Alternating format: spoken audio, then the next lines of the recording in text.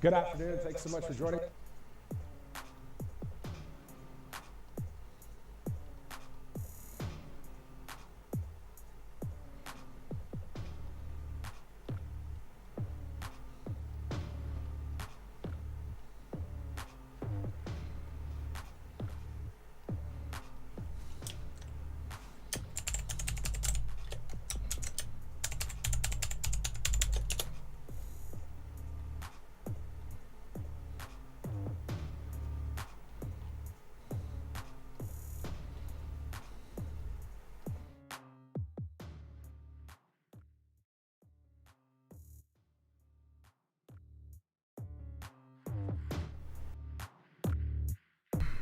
What is up, hooligans? And happy freedom. Welcome to another episode of Coffee with Hooligans, where we try to make the news suck a little less. I appreciate all of you guys being here. If you're over on Rumble, please hit that like button. More likes equals more hooligans. Go and read through a schedule really quick, and then we will be checking on all the chats. So let me know how you hooligans are doing today. Then, of course, we will be getting things started. Now, before we get any further, I want to remind you hooligans really quick that my birthday is coming up. So if you would like to send me something for my birthday, we will be doing a birthday unboxing on March 11th. So you are welcome to use the wish list link or the P.O. Box link if you would like to send me something for my birthday and be a part of the birthday unboxing. So give me a second here to drop this link in the chat and we will move forward.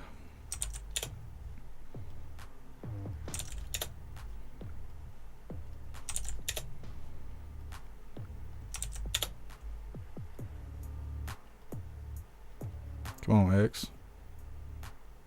There we go. All right. So we're waiting for President Trump to step on stage. He is to be addressing the, I don't know if this is FII or the F2. I don't know. The F something summit in Miami, Florida. They are supposedly going live. There's a bunch of different channels making these claims, so I assume we will actually be able to see the president live. But other than that, live, we will be starting with this video titled DOGE targets NASA for job cuts amid asteroid threats. I don't know if this is the video that woke the normies or what, but their comment section is full of people calling them the new CNN. They are fear-mongering this big scary asteroid. It's not supposed to smack the planet until 2032, and they're saying there's now a 3% chance that the asteroid's going to slap us around. Also, they're blaming Trump for it. Somehow they're saying that because he's firing people at NASA, the asteroid is going to kill us all. I don't know. Heavy fear-mongering. I figure we'll start the day with that. Then we got a video titled Google Chrome tracking users, expanding users' digital fingerprint. Apparently, they can even tell when you're using your TV in your house. There's some sort of technology they are adding into the software, so you don't have to have tracking cookies in order for them to track you. Then we got a video titled Trump's approval rating slips as Americans worry about the economy. I think this video is really funny because it's more fear-mongering. They're saying that people are turning their back on President Trump because the way the economy is and because his approval rating is slipping, it's getting to him. That doesn't even make any sense, but that's what they're saying. Then we got a video titled Warnings on New York City Mayor Eric Adams' possible super woke replacement. They got some activists that they're going to try and sit in Mayor Eric Adams' seat after pulling him out. Right after that, we got another Eric Adams video titled Eric Adams Smoking the Press. Then we got a video titled White House may reconsider refunds to taxpayers using DOGE savings. Apparently, they're considering on cutting us some DOGE checks because of the government wasting our tax dollars.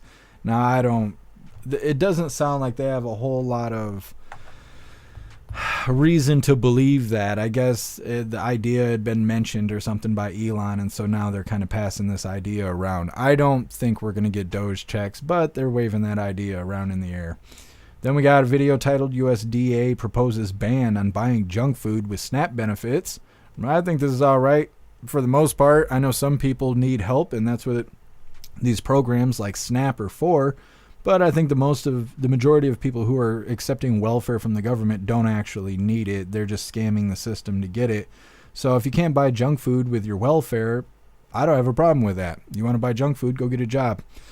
Then we got the last little bit of the news titled President Donald Trump calls out Zelensky. Now, I was talking about this yesterday about how Zelensky's acting like a little bitch.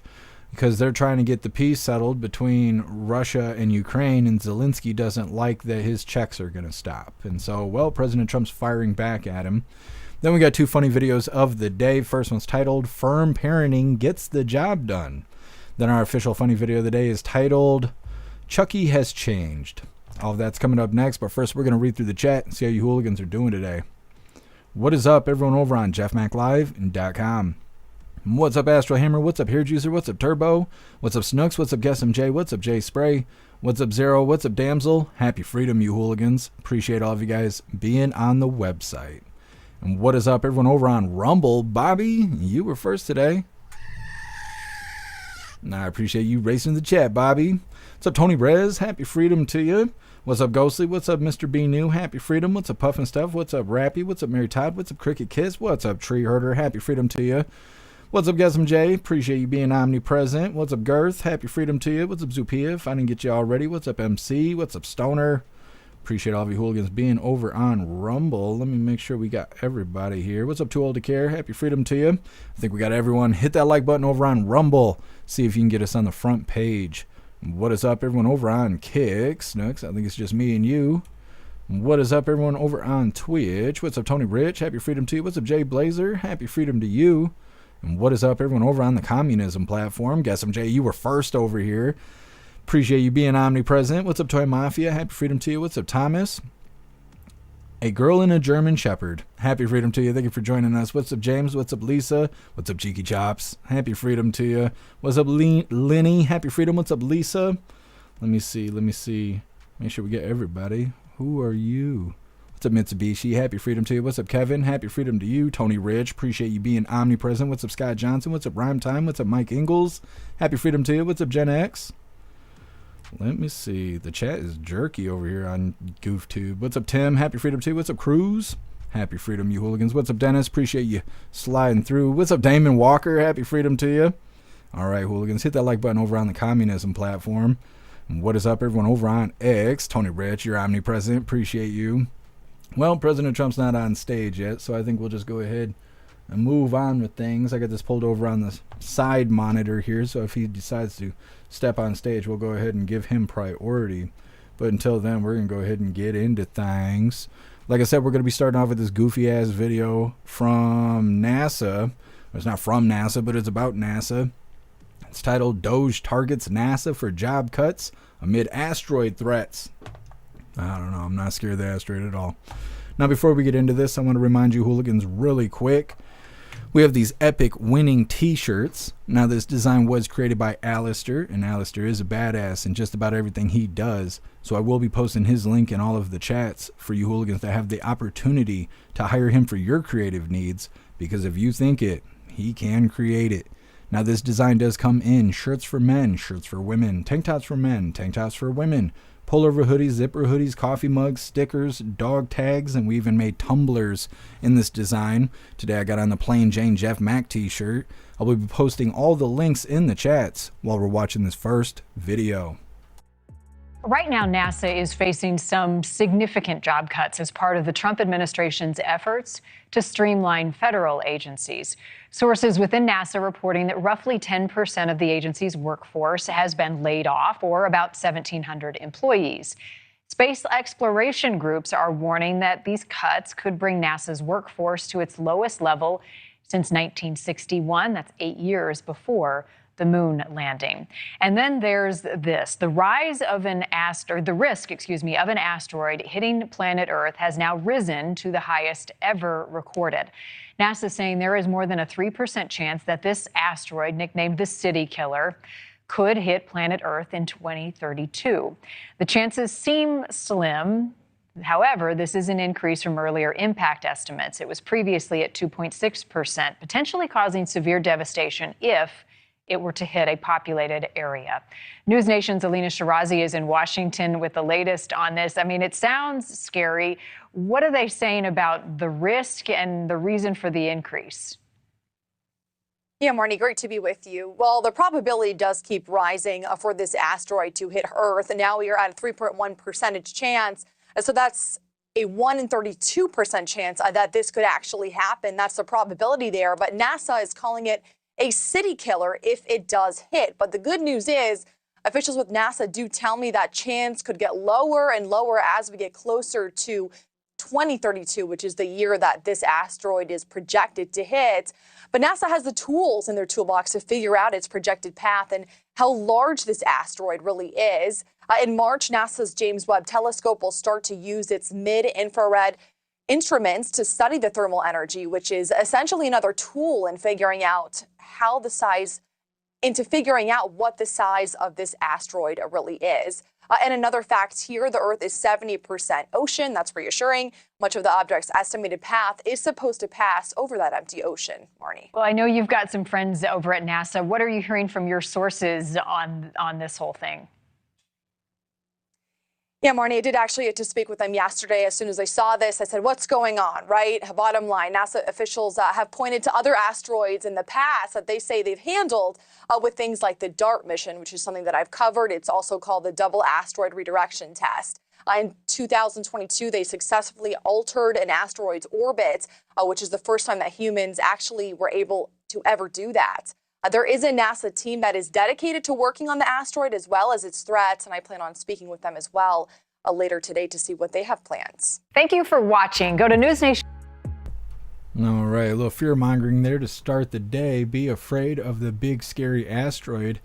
Now, News Nation is just dumb as shit by doing. They're covering this video every day. Every day they're talking about the big killer asteroid. They're gonna do that until 2032. Holy shit, give those guys something to talk about. My goodness. Now, what's really funny about that video is all the way up until today, it was referred to as the City Destroyer. They've been calling this asteroid, the 2024 YR4 asteroid, as the City Destroyer because they think when it impacts the Earth that it could wipe out a city as large as New York and stuff like that. So it's the City Destroyer. But see, that wasn't good enough. People weren't scared enough. So News Nation was like, nah, we need to abandon that title. We need to call it the City Killer, right? Like, sounds like murder. We need to do that and then make the asteroid racist. And then that'll help people be afraid. I don't know. These people are fucking stupid. So anyways, I thought we would just go ahead and start off with some nice little fear mongering there. Be afraid of the giant asteroid that's not going to be here for like another 10 years. Next up, we got Google Chrome tracking users, expanding user digital fingerprint. And they do a lot of talking about tracking cookies and how you have the ability to turn them on and off because of the federal law and all of that. It's like when you log in the website, you have the little pop-up talking about your right to privacy and all of that. Well, Google's got some tricks up their sleeve, and they're now creating their software to be able to track you without using cookies. So you could turn your cookies off, and they're still going to track every little thing you're doing. Now, I think that's an infringement on our right to privacy. They're going to have to find a way to opt out of that. But right now, nobody's concerned with that. They want Chrome tracking you. I swear, Chrome works for the government. Anyways, that's coming up next. But first, we're going to read through the chat, see what you hooligans think about the big, scary asteroid. And while that's going on, we'll go ahead and put this in the background as we all wait for President Trump to get on stage and bless us with his presence. So let's go ahead and read through. Guess they should call it Harry Ball. That seems to scare people. I think you're right, guess I think you're right. Hair Juicer, figure out what city it's going to kill before you try and scare me. That's what I'm saying, Hair Juicer. I mean, there's nothing saying it's even going to hit the U.S., but they're just fear-mongering. I'm surprised they're not telling us to wear a mask and go buy toilet paper. Hair Juicer, you got your card back? I want to hear all about that. What's up, Jay Spray? Happy freedom to you. Zero says it's going to take out Atlantis. It might. You never know.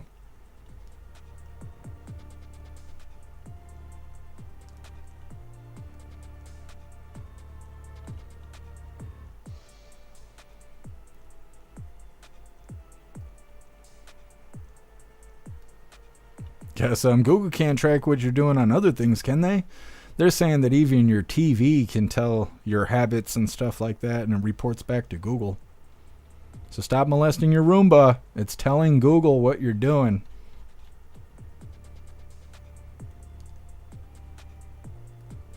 Zero, new computer using Brave only. Yeah, it also has to do with signing into websites. So you log into a website, you agree for them to track you and stuff, so it just depends. It's hard to avoid being tracked. MC is Asteroid incoming. Be sure to get your boosters. That's right. They're saying if you don't get vaccinated, you're going to be the only one to die from the asteroid. Mary Todd, big giant spider asteroid. It's scary enough, Mary Todd. You don't have to add spider onto it. Come on, man. Ghostly had to accept cookies to continue. Yeah, it be that way. The thing about cookies is really weird because they also use cookies to track you for security reasons, right? Like if you have a membership to a website, you need to have cookies to track whether or not you're allowed to be on the website. Otherwise, the software can't detect if you're supposed to be there or not. But you always hear demonizing of cookies like, you know, you're always being tracked for malicious purposes. But that's not really true. That's just the way it's portrayed on the news. So it sucks all the spinning they always do. What's up, Resident Alien? Happy freedom to you. What's up, Winston? Happy freedom to you. Let's see if we can hear this. No, we cannot. That's all right. We're going to hear from the president in just a moment. Obviously, he's just getting off the plane, but he's going to some summit, and I don't know what it is. I don't know if it's the F2 or the FII. It's one or the other, but the FU summit, it's coming up. We're just waiting on him. Bobby, turn the freaking frogs gay. What's up, Mike T? Happy freedom to you. Patriot Dad, Trump incited the asteroid. Yep, it's Trump's fault. They're like, oh no, Trump's firing all the NASA people, and now we're not going to be able to shoot the asteroid out of the sky. Like, okay. Like they reference the DART mission or whatever. They're like, yeah, we're gonna redirect the asteroid just like we did with the DART mission. The DART mission was like a big ass gimmick. They shot a rocket or something into an asteroid that was not even gonna hit us. What's really funny is what if they hit that asteroid with the rocket during the DART mission and put it on a path to be able to smack the Earth. And now they rename the asteroid just to make it seem like it's something different and to cover up the fact that it's their fault for interfering with the pathway of the asteroid, and now they put it on a direct course to smack the Earth. It's all their fault, and they don't want to talk about it because they're mad about the USAID. Faded, happy freedom to you. We're not currently using Odyssey right now, but Odyssey is going through some changes.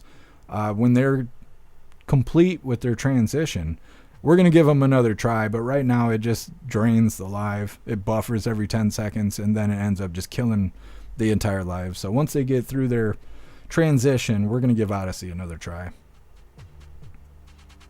MC, killer asteroids is the new global warming. Yeah, I think you're right. What's up, Marsh? Happy freedom to you. Patriot Dad, please hit Chicago. I figured California was going to be the first one to be voted off the island. I really don't even think it's going to hit America.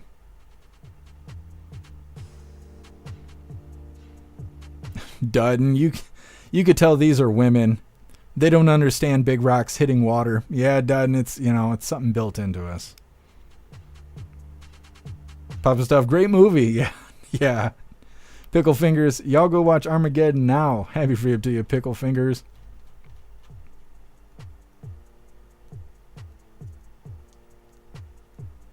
What's up, Wayward? Happy freedom. What's up, neighbor guy? Happy freedom to you. What's up, Shroomish? What's up, Dan? Happy freedom.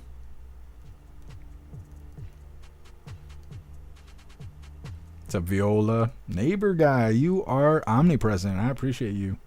What's up, Guess Who? Happy freedom to you. Get the clock going until doomsday. What is we just covered the doomsday clock not that long ago, and they moved it, but I can't remember what they moved it for. It wasn't because of the asteroid. It was because President Trump became president or something like that. They're going to have to move it forward. I'm trying to see. 3 weeks ago they moved it. It's really been 3 weeks since we covered it. Holy crap. I just live on the live. 89 seconds till midnight, which is doomsday. So how close to doomsday do we get before they stop playing the game? The asteroid's got to be moving the clock forward, right? That and the booty pox. What's up, Mustang? Happy freedom to you. What's up, Wookiees? Happy freedom to you. What's up, Tactical? What's up, Steve S? What's up, Time Travel? Happy freedom, you hooligans. What's up, Scott? Happy freedom to you. Pretty sure there's a few movies about this. Yeah, Scott, they're bringing it into reality.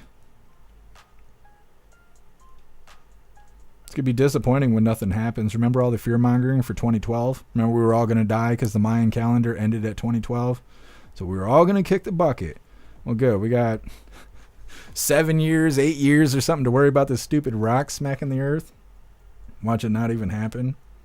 What's up, everything? Happy freedom to you. Well, we're still waiting on President Trump. Obvious that it's going to be a couple minutes considering he just stepped off the plane. So we're going to go ahead and move forward here. Like I said, this next video is Google Chrome tracking users, expanding users' digital fingerprint.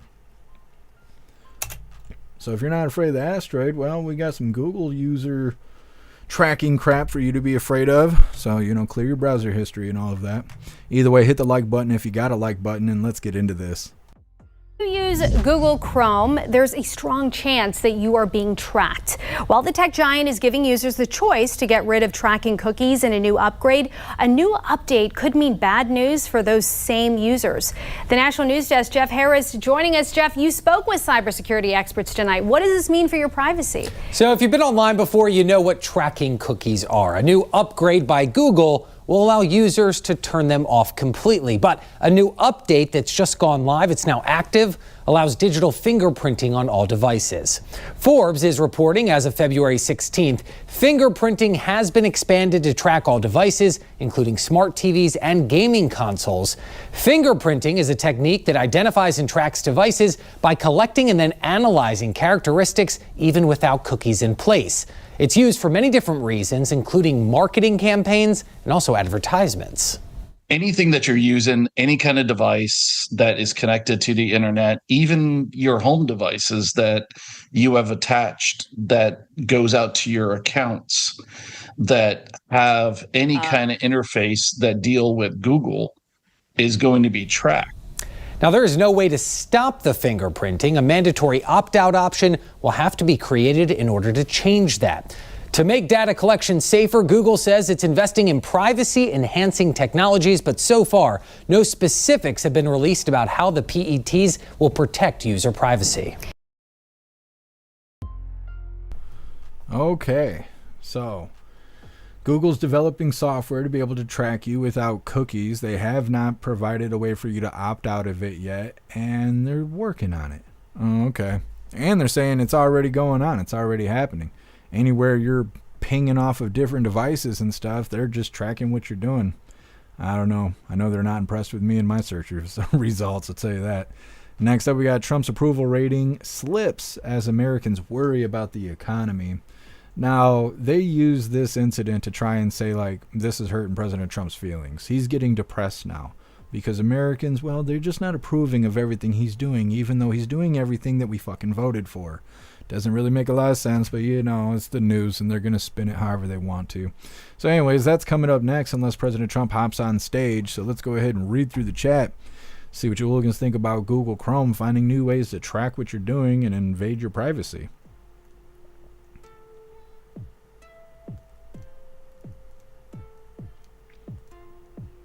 Zero, did a dragon slash her shirt? I wasn't paying attention. I should have been paying more attention. I missed it. What's up, Turbo? Happy freedom to you. Turbo, they could just be like, hey, we need to sell you information so that we don't have it, and if we don't have it, no one can steal it, so it's perfectly safe. Yeah, Turbo, that's basically how they do things over there. What's up, DCat? Happy freedom to you. What's up, Happy Finger? Happy freedom to you. All they're getting is my happy finger. Yeah, I don't know. I can't be that entertaining to track, I'll tell you that.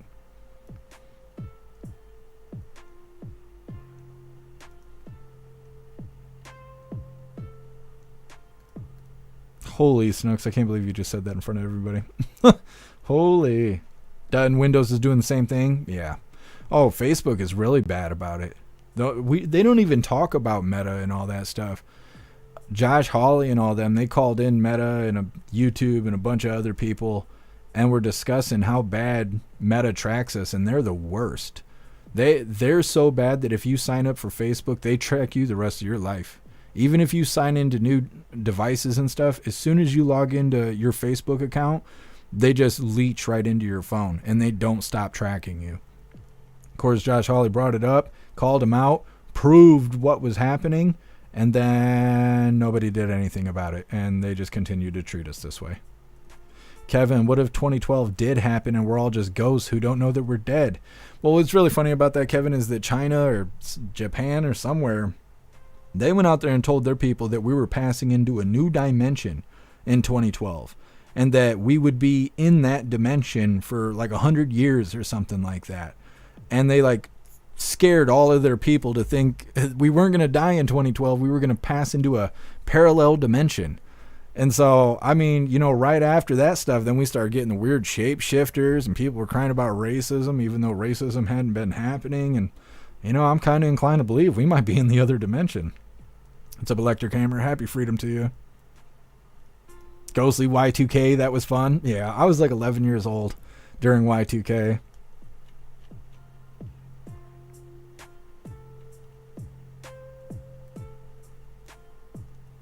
Guess I went to the restroom and Meta handed me some toilet paper.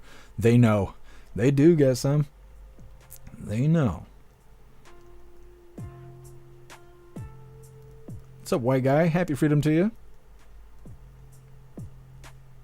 Happy Friday. Today ain't Friday, is it? Today is Wednesday. What was you saying? You threw me off. I thought for sure. I was like, oh, shit. I didn't realize.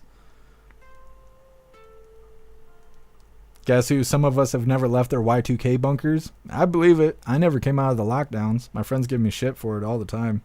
What's up, Heaven Mag? Happy freedom to you. What's up, Farmus? Is anyone else having trouble logging into MySpace? No, last time I tried it was fine. I just wish they wouldn't have deleted all my photos. What's up, Darlene? Happy freedom to you. I'll Google eyeglasses, and after I get all kinds of ads for glasses. Yeah, well, even if you just talk in front of your phone, a lot of times, I have this happen all the time where I'll be sitting here at the computer wearing a headset, talking with WMM while playing the game through the computer. My phone is just sitting here on the desk. It's not being used. And I'll pick the phone up and start seeing advertisements for subjects and topics that me and WMM were just talking about over the headset. So just being around your phone and talking loudly will cause it to track what you're saying and monitoring and stuff. I don't know. I'm boring, so I don't worry about it. I got Google devices all over the house. I got cameras all over the house. I am not that entertaining.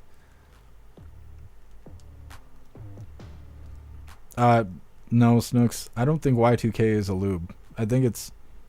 You're thinking KY. That's what you're thinking. Y2K is when everybody thought we were going to die in the year 2000.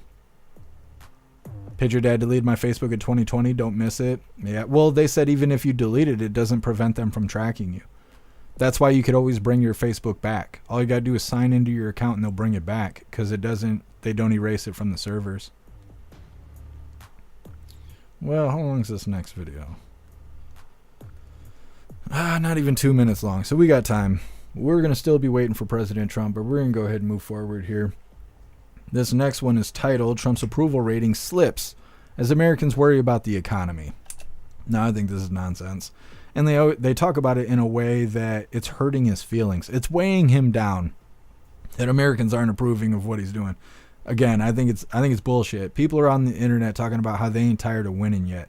I don't think MAGA is getting burnt out on Trump. I just don't think so. Now, before we get into this, I want to remind you, hooligans, really quick, if you'd like to participate in Free Speech Saturday, make sure you post all of your memes over on Discord or on jeffmaclive.com. Just hop in the group chats on either platform. You'll see the tabs labeled memes. Drop what you got and we'll shout you out, as we're making Saturdays more fun. Let's get this pulled up. All right, hooligans. Once again, this is titled Trump's approval rating slips as Americans worry about the economy. Hit the like button over on Rumble as well as the GoofTube, and let's get into this.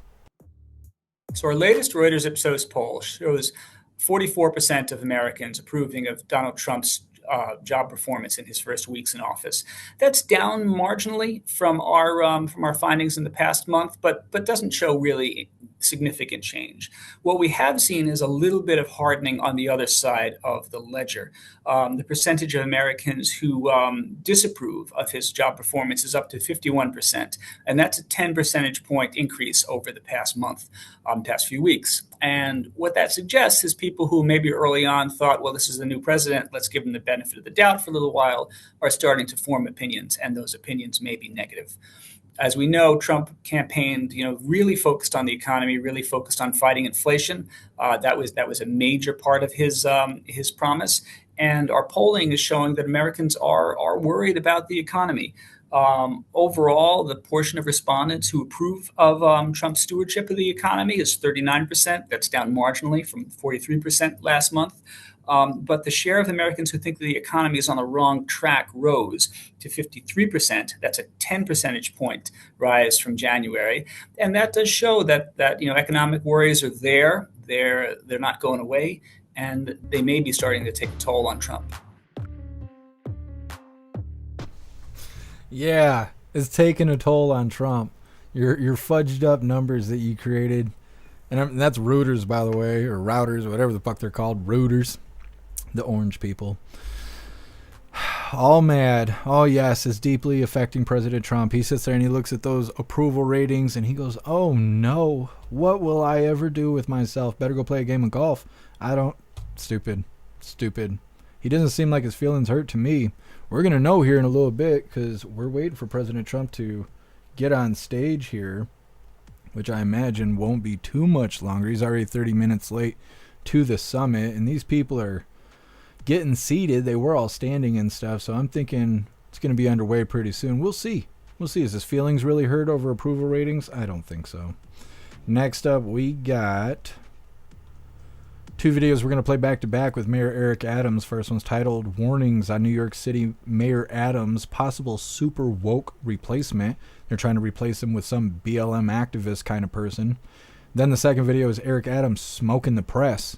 All of this is coming up next, but first we're going to read through the chat, see what you hooligans think about these liars claiming that President Trump's approval rating is slipping, and we're just waiting for the president. So one or the other, either we're going to see President Trump live, or we're moving forward to Eric Adams.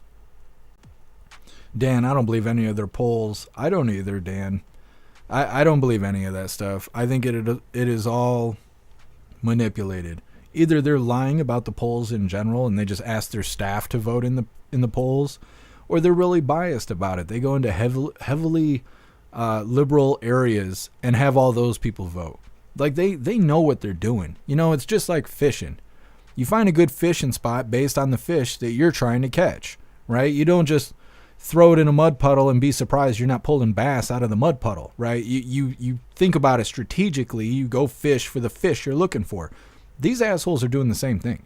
They know what they're doing. They want bad spins on polls. They go to liberal areas and hold the poll, or they send the links to a bunch of liberals that have already subscribed to their emails and stuff like that.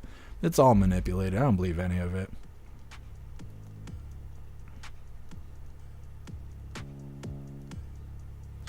Zero. My goodness, he's only been in for 30 days.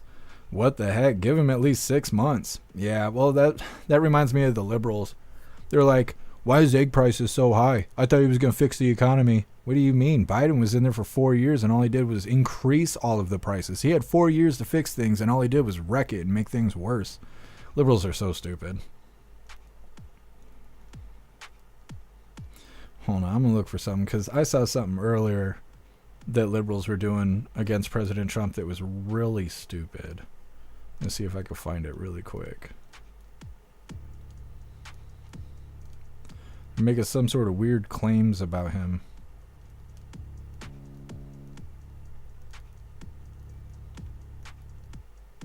Oh, apparently there was a plane crash in Arizona. Where was that when I was putting the schedule together? I had a hell of a time finding news today. Oh, now I can't even find it. They changed everything. There's a news tab and there was a subject and I can't remember what it was, but it was like the first one was talking about how President Trump's good for doing this, and then the second video was how President Trump's bad for doing the same exact thing. And I was like, Jesus, YouTube cannot make their mind up.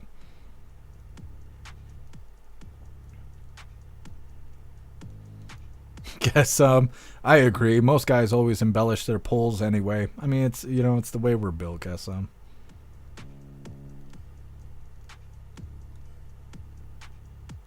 Bobby, there was snakes on the plane. I don't think so, but I don't know. Maybe I didn't. It wasn't available when I was putting the schedule together. What's up, Cobalt? Happy freedom to you. The eggplants are too damn high. I literally don't even know what an eggplant is. Never seen one, never used one, never ate one, never been offered one.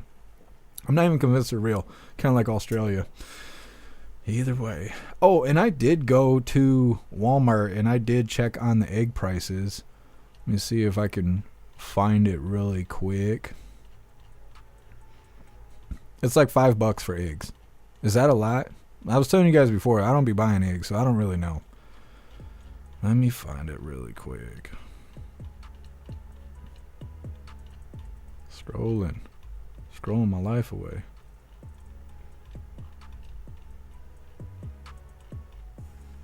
And they're like pretty much available. Yeah, there we go. There we go. So there's WMM pointing at the eggs. I told him that we needed a reference, so he went up there and became the reference. Now, hold on a second here. Come on, get this thing out of the way. Is this a lot? It's $5.22 for a dozen eggs. And they're large, and that's what she said. And they're white, and they're cage-free. Is that expensive or is that not expensive? I don't know anything about it. I just told you guys I would go look. Or there's this. $9.14, but this is for 18 eggs, not a dozen. I don't know if they're special or not, because like I said, I don't be buying eggs, so I don't really know. But anyways, that's the eggs that are around here. I also was informed about egg prices in West Virginia. Let me see. This is for 24 eggs in West Virginia. $8.99 for 24 eggs, and obviously they have eggs available. I don't know if that's expensive or not, because again, I'm not an expert on eggs. Anyways, I was supposed to show you guys that on Monday, and I forgot until right now. Anyways, now you know. What's up, Blue Review? Happy freedom to you. Zero. This is an eggplant. That's the only time I've seen it is in the chat. Jay Spray, the store had no chicken yesterday. Interesting, because we were saying for a couple weeks, we're like, why is there egg shortages, but there's not chicken shortages? Now we're hitting the chicken shortages. I'll have to look that up next time I go to Walmart.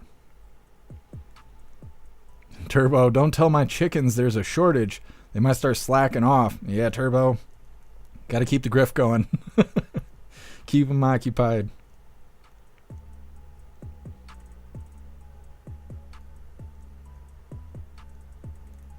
Thanks for letting me know, Astro Hammer. I'll check it after the live.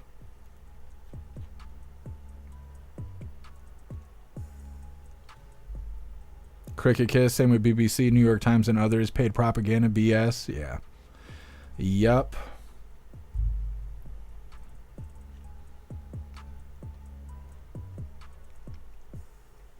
Done. $6 a dozen in Indiana. Yeah, that's a little bit more than it is here.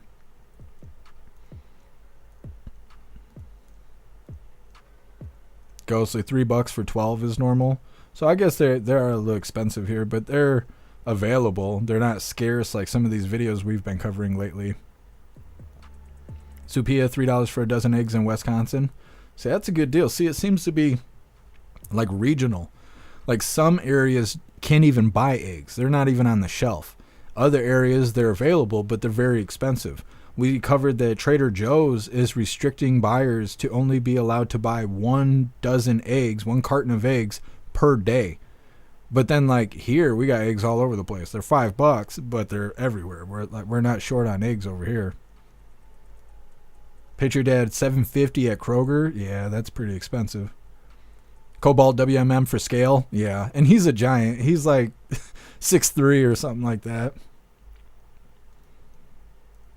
So Plastic Quack, happy freedom. Let me see. We'll just do a review really quick. We covered NASA employees getting fired because of DOGE, and News Nation was spinning it to say that the asteroid's going to smack the planet at 2032. There's a 3% chance we're all going to die, and it's all Trump's fault because he fired NASA employees. Then we covered Google Chrome is tracking users without cookies. Their new software is just tracking you, and you don't have an option to opt out of it. Then we just covered that Trump's approval rating has slipped, and Americans worry about the economy, and President Trump's boo-hooing over it, which is obviously not true. And next up, we're going to be covering Mayor Eric Adams if President Trump doesn't hop on stage in the next couple minutes.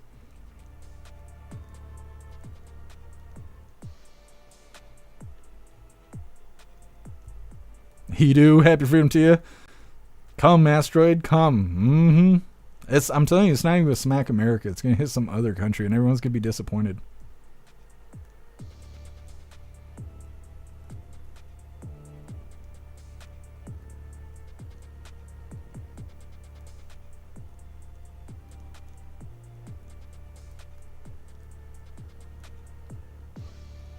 What's up, Sage Pup? Happy freedom to you.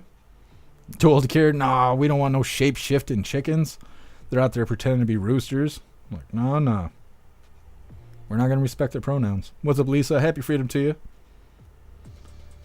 You just paid $4 for 6 eggs, couldn't afford 12? Holy. See, it's so weird. It's so weird that the eggs are, like, it's based on where you're at in the country. Tony Rich, different size eggs reflect pricing. Yeah, see, and I don't know. The eggs that I showed are large. I don't know. I'm telling you, I'm not an expert on eggs. White guy, you can get 18 eggs for $6 there. That's better than it is here. Lisa, heard Trump ripped Zelensky a new a-hole. Yeah, we got it on the schedule. I knew that was going to happen. I was saying that yesterday. Zelensky's acting like a child about this whole peace thing. Because it ain't about peace to him. He's not worried about Russia invading his country. He's worried about America cutting him checks. What's up, Phillips? Happy freedom to you.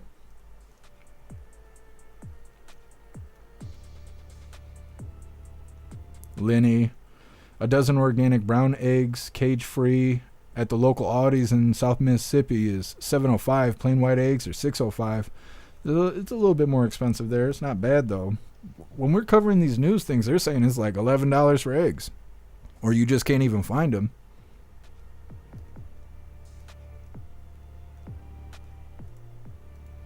Lisa, why isn't the cost of chicken gone up? It's a good question.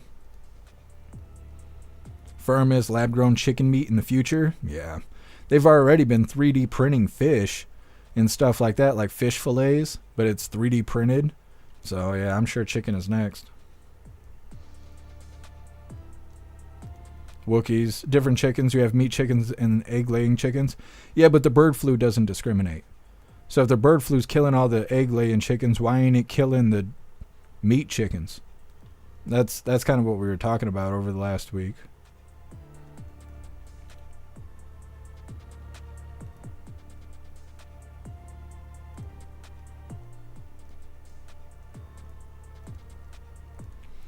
All right, well, we're going to go ahead and pull this off to the side, waiting for President Trump to show up. And while we're doing that, we're going to go ahead and move forward here. Like I said, we're going to play these next two videos back to back. They're both about Mayor Eric Adams. First one's titled Warnings on New York City, Mayor Eric Adams, Possible Super Woke Replacement. All right, hooligans, hit that like button if you got a like button, and let's get into this. New York Mayor Eric Adams may not be out of legal trouble yet, with a federal judge ordering DOJ attorneys to explain their decision to drop Adams' case in court today, set for 2 p.m. Eastern time. Meanwhile, Governor Kathy Hochul met with city leaders to discuss the possibility of removing the mayor from office. And the only reason that the governor has to make a decision to do something or not do something that has not been done in 235 years is because there was a double standard used on Eric Adams' case. Having said that, the governor said to me that she's going to see what the judge decides tomorrow and keep deliberating with other leaders. But the man who could replace Adams is a social activist known for pushing an anti-police agenda. Madeline Brame is in New York City. All right, so they're going to get this civil rights activist, and he's going to be the new Mayor Eric Adams. I don't think that's a good idea. Now, like I said, we're going to pull up the second video here. And what did I just click? That's also about Eric Adams. This is titled Mayor Eric Adams Smoking the Press. Mayor Adams, why don't you take questions from the press? Just make a path for us, that's all.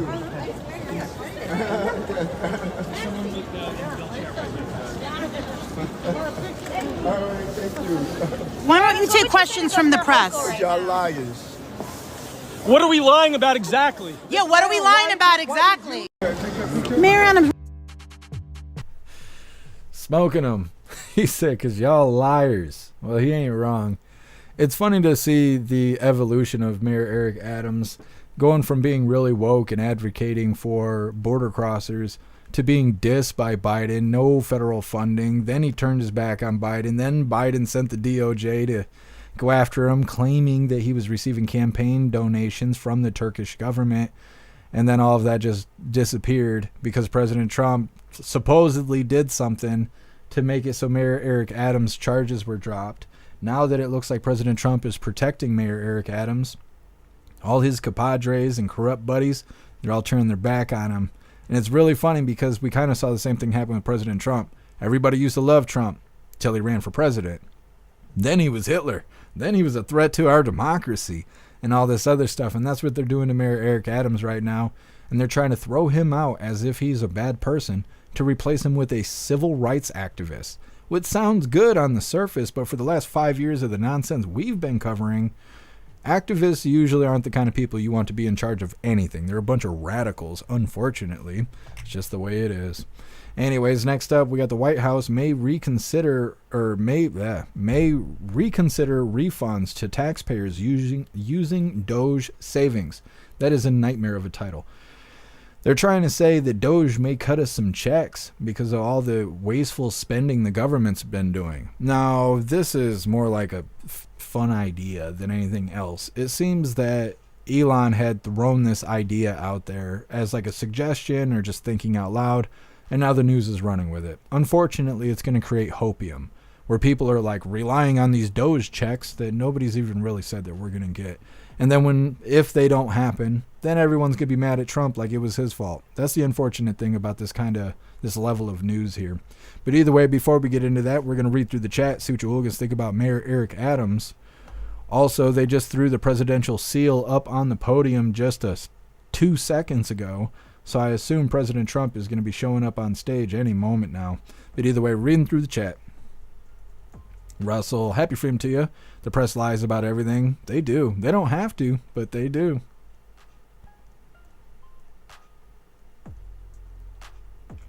Russell, Reverend Al Sharpton is really a POS. Yeah. What do they call him? He's like a race pimp or something like that.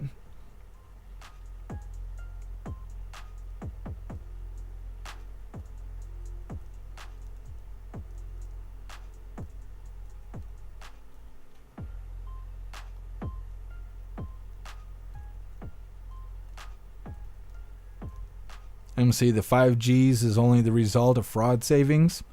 I don't know what you mean. I know all the money coming back is from fraud, but I don't know what the 5Gs is. Craig Kiss, shakedown artist. Yep. Bobo, happy freedom to you. He's a race peddler. Yeah. We used to see him a lot during the lockdowns and stuff. Supia, I heard that Trump actually floated the idea too. At $33 million, they could send a $100 check to everyone. Elon is finding billions every day. Yeah. Shroomish, it's like no tax on tips or overtime. It ain't going to happen. I think that stuff has to go through Congress. And yeah, I don't think that they're going to be able to make that happen. What's up, MU? Happy freedom to you. Mary Todd, how does a governor replace a mayor when they're both voted in? I don't know. I don't know how any of that stuff works. You would think they'd have to hold a special election or something like that, but the midterms are coming up. So I don't know if they're talking about replacing him as in like this other guy's going to be campaigning, or if they're just going to do some corrupt stuff because it's New York and that's how they get down.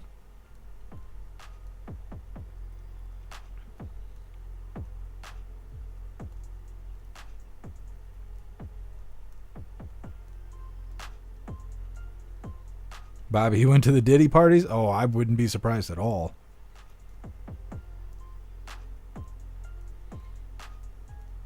Ghostly, not forgiving him, but he's fun to watch. Yeah, no, I'm not saying he's a good dude. It's just funny to watch him change. To go from calling President Trump a Nazi to being like, he ain't that bad. Now he's complying with the ICE orders and all of that. Ghostly, this dude's getting red-pilled so hard. Yeah. Well, at first it was just like, you could hear it in his speeches. You know, you could hear it in his plans. He was talking about cleaning up the border crossers and stuff. But then once his charges got pardoned or got dismissed or whatever happened, then all of his buddies turned on him. So, yeah, he's getting the red pill treatment right now. I know that. Bobby, I wish I'd never fucked that chicken. It's your fault, Bobby. It's your fault that it's $9 for eggs. What's up, Appeal to Heaven? Happy freedom to you. Here, Juicer. I think the eagle on the podium is facing the olive branch. Here, Juicer. Hochul wasn't elected. She was appointed when Cuomo stepped down. Interesting. So you think that that's what they're going to do to Mayor Eric Adams? They're going to force him to step down and then tap in that person that they were referencing?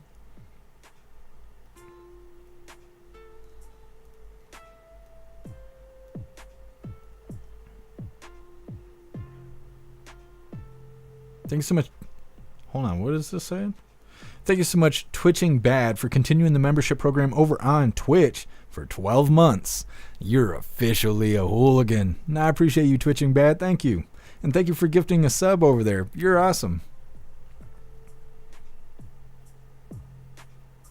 Lisa, 3D printing ribeyes too. I ain't eating that shit. Yeah, no, I don't want no experimental food. It's hard enough just to cook the food that's at Walmart, let alone 3D printed nonsense. Steve S., spend my share on the special prosecutor and go after corrupt politicians. Yeah, Steve S., that's how I feel too. That little $100 check's not going to make a difference in my life. They might as well just take that money and go find more corruption. Slim down the government.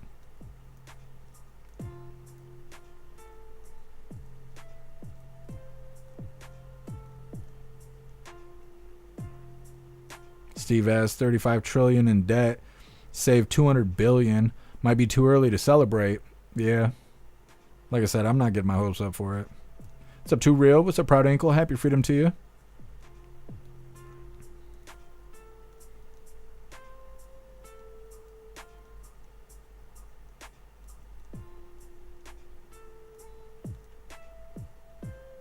What's up, Vinny C? Happy freedom.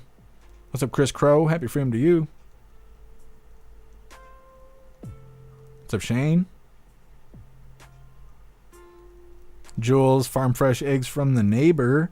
$2 a dozen. And yes, I'm bragging. Well, enjoy it, Jules.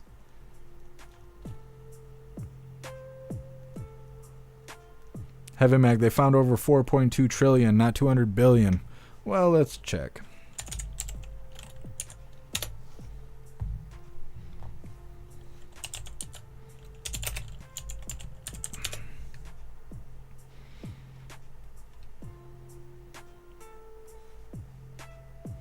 $113 billion have been found so far. That's where we're at. 113 billion. Mic check guy? Nope, not quite. So it's not even 200 billion yet.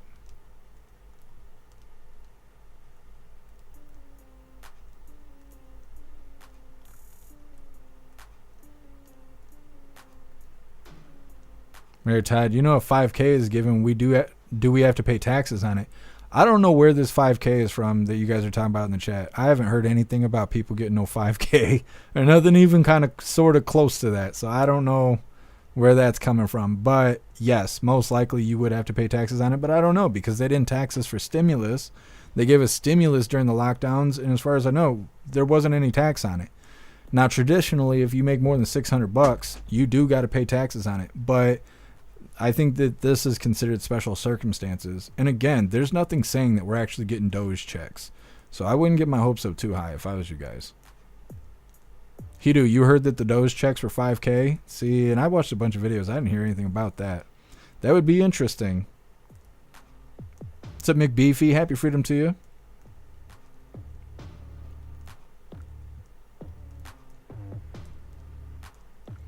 Astro Hammer, where's Alistair at? Oh, I don't know. He gets busy sometimes. He's got a bunch of projects and stuff. I haven't seen him for a couple days. I've been more than a week now at this point. Now I'm thinking about it. I assume he's busy, though. What's up, Betsy? Happy freedom. What's up, Howard? Happy freedom to you.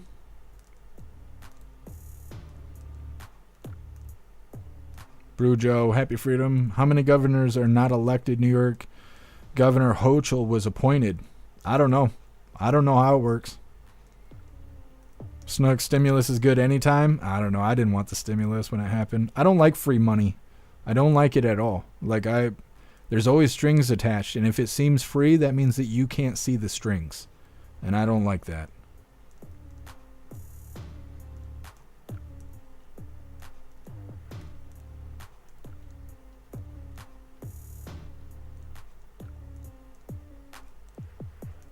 Zero. It looks like the eagle's facing to our left, which is towards the olive branches. Well, either way, I'm tired of waiting for President Trump. So we're going to go ahead and move forward here. Like I said, this next one's titled, White House May Reconsider Refunds to Taxpayers Using the DOGE Savings. Now, again, I think that this is hopium more than anything. I don't think that they're actually going to kick us out checks. And if they do, I don't know if we're going to get taxed on it or not. And again, I don't want free money from the government. Either way, before we get into this, I want to remind you hooligans really quick. If you would like to join the membership program over on Rumble, all you have to do is click that big red subscribe button right below where you type in the chat. Now, if you're on Android and using the Rumble app, you're unable to see that big red subscribe button. So you got to go to rumble.com, come to the live, hop in the chat. And like I said, right below where you type in the chat, you will see that big red subscribe button. Click that button and jump through the hoops, and your name will be highlighted as an official Rumble hooligan. You'll have access to our custom emojis. We have chapstick emojis, scream and goat emojis, Klaus Daniels emojis, President Trump emojis, and more. It's a lot of fun during the live, especially during a Trump live. So definitely go join the membership program over on Rumble. All right, let's get up this hopium here. Now, I do have President Trump pulled up to the side here. If he decides to walk out on stage, we will go ahead and give him priority. But until then, we're going to go ahead and get into this. Once again, this is titled, White House May Reconsider Refunds to Taxpayers Using DOGE Savings. Hit that like button if you got one, and let's get into this. The White House could consider refund checks for taxpayers as part of the administration's push to cut federal spending. This comes as the new Department of Government Efficiency, DOGE, got some good news from a federal court. Douglas Ader, live for us to explain all of this. Doug, good morning.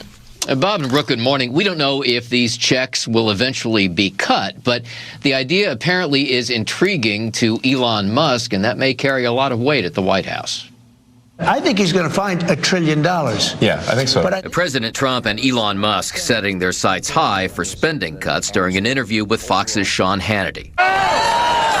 And while federal employee layoffs have sparked protests, Musk says the goal is essential. If the deficit is not brought under control, America will go bankrupt. This is a very important thing for people to understand. And Musk's Department of Government Efficiency, or DOGE, has a running count of the savings, now pegged at $55 billion. When a user on X suggested cutting checks to taxpayers to refund some of those savings, Musk replied, "We'll check with the president." This is nothing more than a money grab. Democratic critics have been unsparing in their criticism of his cuts. But a federal judge told a group of Democratic state attorneys general that she will not cut off DOGE's access to federal systems without clear evidence of imminent, irreparable harm. The current record does not meet that standard, she wrote. Still, Democrats plan to keep up their opposition. DOGE is simply taking a meat axe at government in defiance of the law and without thinking of the consequences. Reports that cuts are about to start excuse me, at the Pentagon, which obviously has massive amounts of funding. It also has a lot of support from a lot of Republican members of Congress. So this is where things may get somewhat dicey here. So there's a lot of concern, Doug, that the axe is swinging too quickly and very haphazardly. In fact, yesterday a question was brought up on why people who were safeguarding the nuclear weapons stockpile were let go, and then all of a sudden they had to quickly try to find these people and rehire them because they were critical. And, you know, the White House and Elon Musk have been asked about this approach, saying that they may at times go too far in paring back the bureaucracy and have to change their approach, or ultimately decide that something needs to continue existing and not be cut. You know, apparently the approach, according to the Post, the approach they're taking at the Pentagon is to ask them ahead of time, look, what programs are must-saves? What employees need to stick around, and try to avert those kinds of mistakes? But they acknowledge that mistakes may be made along the way. Yeah. All right. Doug Lazato live for us in Washington. Doug, we appreciate it. Thank you. Thank you, Doug.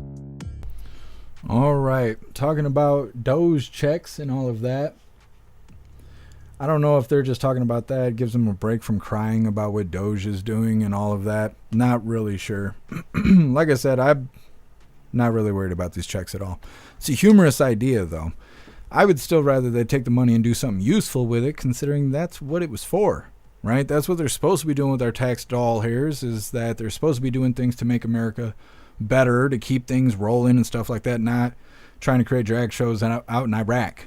Right, so I don't know. I'm not worried about these checks one way or the other, and really I'm kind of more worried about whether or not we're going to be taxed if we actually get them versus just not getting it at all. Not really been out of shape about it. Still waiting on President Trump to get on stage. As you can see, the eagle is facing the olive branch, since everyone is all concerned about that. That is the way that the presidential emblem is looking, or the presidential seal or whatever. Just waiting for President Trump. Next up we have USDA proposes ban on buying junk food with SNAP benefits. Now, this was suggested a couple weeks ago. It was very controversial in the chat. But it looks like it may become a reality now that we got Bobby Jr. confirmed. It's coming up next, but first we're going to read through the chat, see what you hooligans think about these potential DOGE checks. Zero, fix the roads. I'm getting by okay. Yeah, see, that's what I'm saying. They should put it into infrastructure. They should put it into things that are going to benefit Americans, because that's what we paid the taxes for anyways, right? They're not finding out that we were overcharged on taxes. They're finding out that what they were supposedly spending tax dollars on was not anything that benefited Americans. So there's no need for them to send me the money back. I still paid taxes like I was supposed to, and I wasn't overcharged. So why send me the check? Fix the damn country. You know, hold these bastards accountable that are corrupt. Do that. Live Review Patel vote tomorrow, correct? What day is it? Wednesday? Yeah, tomorrow Kash Patel is supposed to be voted on. I'm looking forward to it. Russell Schumer's cash cow is going away. Yeah, he's been crying a lot about all of this. Russell, DOGE is not breaking the law, and it's helping out America. Yep. The lefties that are crying about it, they don't even know what to say about it. There's a bunch of videos of them either being interviewed or protesting, and they're mad at Elon, but then when they get asked why, they just say he's a Nazi. And that's it. They don't have any actual reasoning. And the thing is, the Democrat voters should be pissed about this too, because they were being lied to as well, even though, you know, they don't really work, they don't have jobs, therefore they don't pay taxes, but they were still being lied to by the government. So, like, why be mad at Elon for blowing the whistle on the government lying to us? Stupid. Non-woke, my brother has TDS. My dad said he'd rather him do drugs. That sucks, non-woke. Sorry that you guys got to deal with that. Puffy stuff, Schumer's losing his Chinese wife. Is Schumer's wife a man? Because I'm pretty sure I saw pictures of his wife on X earlier, and that looks like a dude. And I don't know. I have questions. I know that. Ghost, I think taxation is theft, so I'm always happy to reclaim stolen goods. See, I just pay the damn taxes so the government leaves me alone. If I was collecting W-2s and stuff like I used to, I'd probably feel differently, but now that I'm all 1099s and I got to pay in at the end of the year, I'm paying them to leave me the hell alone. And I feel confident when I do that. As long as the numbers are right and, you know, I pay them to leave me alone. And so I don't really mind it. DCAT, but of course the eagle is looking at the olive branch. We're not at war. Yeah, DCAT, but there's people that are always looking for secret symbolism. And so these questions arise, and then I'm inclined to answer those questions.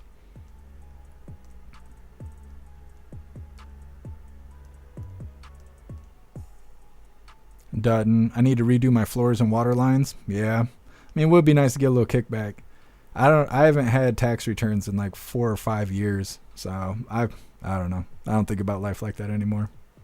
Plus, I live in this damn apartment. If I make too much money, they'll throw me out and I have nowhere to go because there's no housing in West Michigan. It'd be hard to run the live from the Subaru. At least Cat Daniels have to show up for work every day. You know, there is a positive side, I suppose. Rip Curl, I don't think that was the stimulus that Snooks was talking about. Yeah, Rip Curl, I was wrong. I misread what she said anyway. She didn't say stimulus. She said stimulate, and I can't read, so, you know.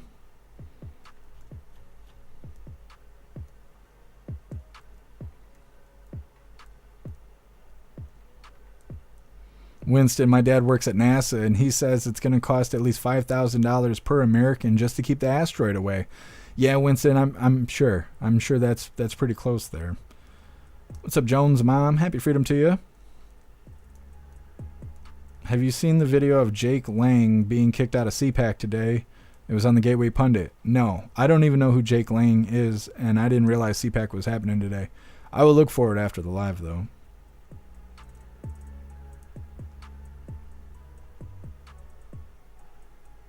DCAT, I'm pretty sure Schumer's wife is a man, but that's how the Democrats roll. You ain't wrong, DCAT.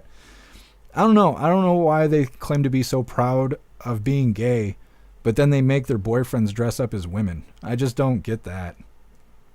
They ain't that proud, you know. Look at Michael Obama. Sage Pup, I hear a bunch of houses going on the market in D.C. I can't leave Michigan. J-Dog, Trump's about to speak. When? It's on the screen. I don't know what to do. You got me cornered there, J-Dog. Jones' mom, Jake, is a J6er. Interesting. I'm still waiting to figure out the follow-up story for the J6er that was smoked by the cop. Cop pulled over a J6er. Nobody knows why. The J6er had a firearm, but nobody knows the manner in which he had the firearm in his possession.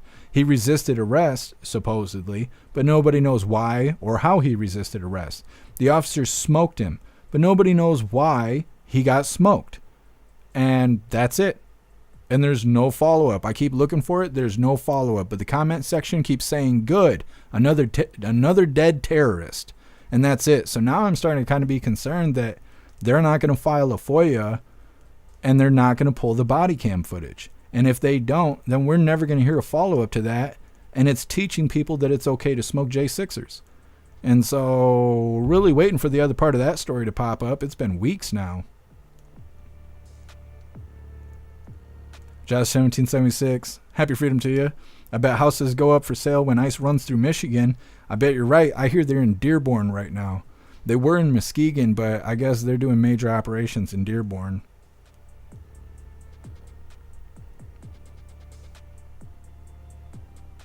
What's up, Ghetto Boy? Happy freedom to you. Cobalt, where did this happen? I can't remember. But I keep looking for the follow-up video.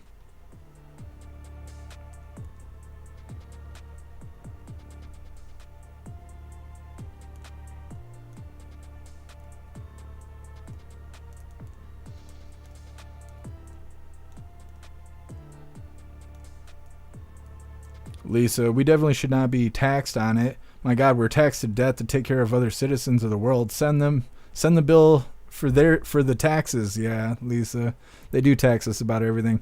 What's really crazy is like if you run a business and you sell physical products and say you got like a warehouse that's full of products, right? It's your stock, right? You got stock that way. If people buy 100 of your items, you got them right there available. Well, if you got 100 items sitting in your warehouse, you have to pay tax on that at the end of the year or at the beginning of the next year. But say you don't sell anything, right? And so now you're on year 2. You go to file taxes. They go, hey, you still got 100 items in your warehouse? You go, yeah.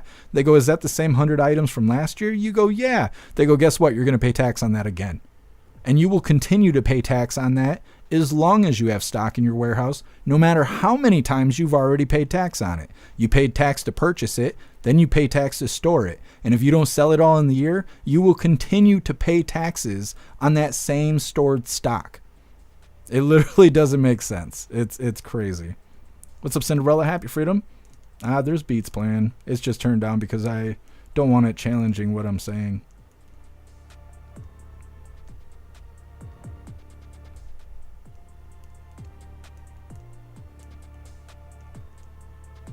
Steve S., disarm the government. I think they try and disarm us before we had enough Americans trying to disarm them. What's up, Kick and Wing? Happy Freedom.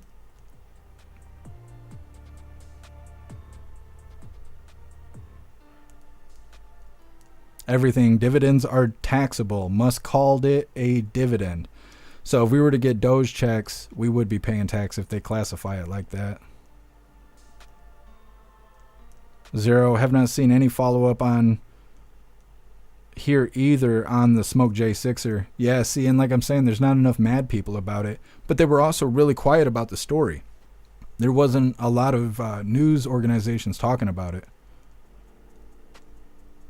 DCAT, who is in Muskegon? I think it's the factories. It's either the factories or the cheap housing that caused ICE to go into Muskegon. Because I didn't hear about anybody being walked out. I just heard that ICE was there. I saw articles saying that they were doing operations in Muskegon, but I didn't hear anything about people being picked up.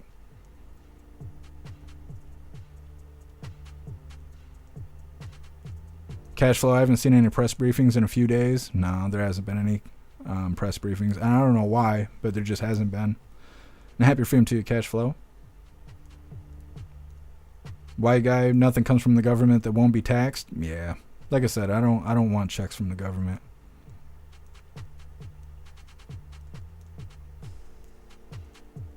Shane, personal property tax, yeah. What's up, Sanford? Happy freedom to you.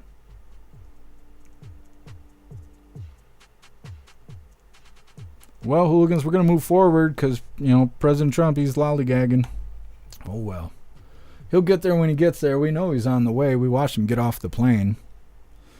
Either way, we're going to get into this next video. Like I said, it's USDA proposes ban on buying junk food with SNAP benefits. I think this is a good idea. I think that if you can't afford regular food and you're getting welfare from the government, you shouldn't be blowing it on Slim Jims and Doritos. That's just my opinion. I come from being fucking poor. I wasn't just poor, I was fucking poor. And I still don't think that if you're collecting welfare, you deserve, hot Cheetos and shit. Either way, before we get into that, I want to remind you, hooligans, about the only hooligan shop. Alistair has put together our very own hooligan shop with custom-made items that he makes himself. Anything you purchase from the only hooligan shop goes to me and to Alistair, and it keeps us rolling, keeps us doing the live. So definitely go check out the only hooligan shop. Right now there's custom Christmas ornaments in there. If you did not pick up your hooligan Christmas ornaments back in December, there's also prints in there with iconic hooligan designs. So definitely go check out the only hooligan shop. All right, let's pull this video up here. Now, I do have this live pulled up to the side, so if President Trump just randomly hops on stage really quick, he will take priority. We will stop what we're doing and put Trump on stage, so don't worry, you're not going to miss him. But once again, this is titled USDA proposes ban on buying junk food with SNAP benefits. Junk food, let's talk about that. It's all around us. You know this, from the supermarket to the vending machines, at work, at school. The availability and convenience make it pretty hard to avoid altogether. But the Centers for Disease Control and Prevention says those tasty treats are often linked to certain chronic illnesses like heart disease, number of different cancers. But President Trump's new U.S. Secretary of Health, Robert F. Kennedy Jr., who Dr. Stroman and I were just talking about, and Agriculture Secretary Brooke Rollins, they want to change that, starting with government programs like SNAP. Joining me now is News Nation Weekend anchor Anna Koyman. Anna, what exactly are they proposing here? Hey there, Marky. Good morning to you. Good morning to everybody at home. Brett Trump's USDA chief says the Make America Healthy Again Commission will consider banning junk food and sugary drink purchases with food stamps. Agriculture Secretary Brooke Rollins says the SNAP program for low-income families really needs to prioritize healthy food options instead. The problem is, as we know, here in America, a lot of these so-called healthy options are actually really expensive compared to the cheap, ultra-processed foods that are often purchased. And accessibility to these healthier options is a real problem in poor communities. Now, the SNAP program, it's enormous. If you want to check out these numbers, according to the USDA, last year, 41.7 million people received SNAP benefits, and it cost taxpayers nearly $94 billion, each person receiving about $188 each month. So the problem is a lot of these dollars trying to go towards fresh fruit and vegetable wouldn't go very far. And there are currently at least 2 bills in Congress about SNAP benefits, Marky. The first one would ban them from being used on junk food items like cookies, cakes, pies, sodas. We know what they are. The other bill, though, is more about finding ways to improve nutrition and diet quality for these recipients. And Marky, another economic argument for this ban is that taxpayers are, in a sense, kind of paying twice, paying for the junk food up front and then essentially paying for the medical care as well, because these junk foods often cause chronic disease. Thanks for watching, everybody. Go to joinin.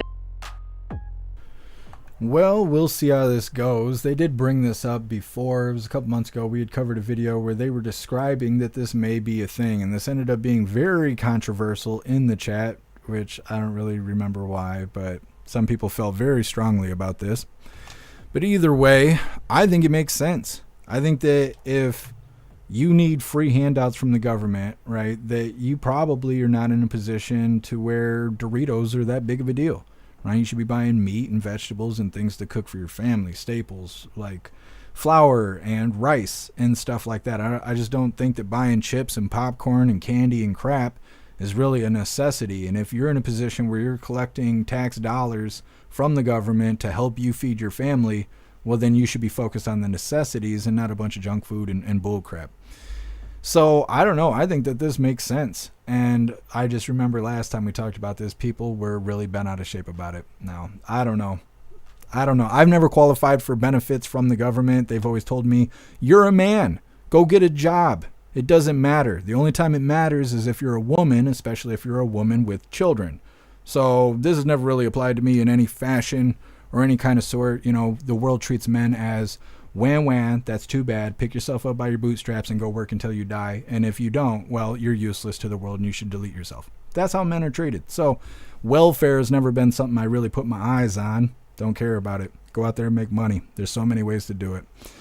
Anyways, next up we have President Trump calls out Zelensky, and that will be the last little bit of the news. We're still waiting for him to get on stage. But before we move forward, we're going to go ahead and read through the chat, see what you hooligans think about this proposal of SNAP benefits not including junk food.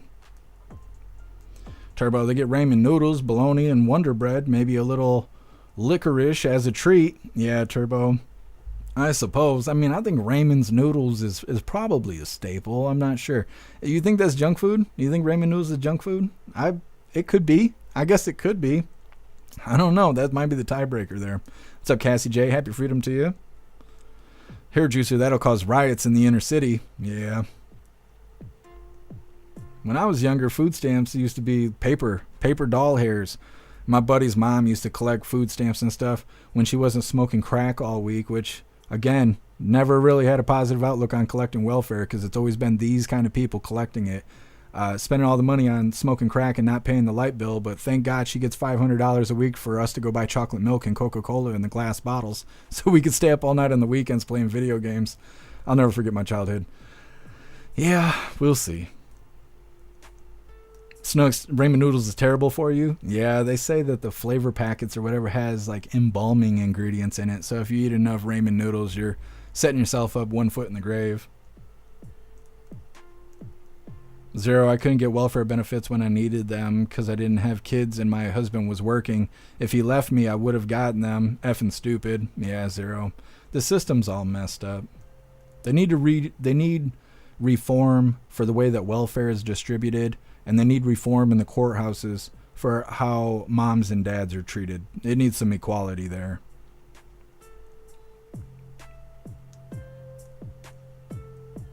Zero, no junk food, only meat, veggies, dairy, and good stuff. No Pop-Tarts.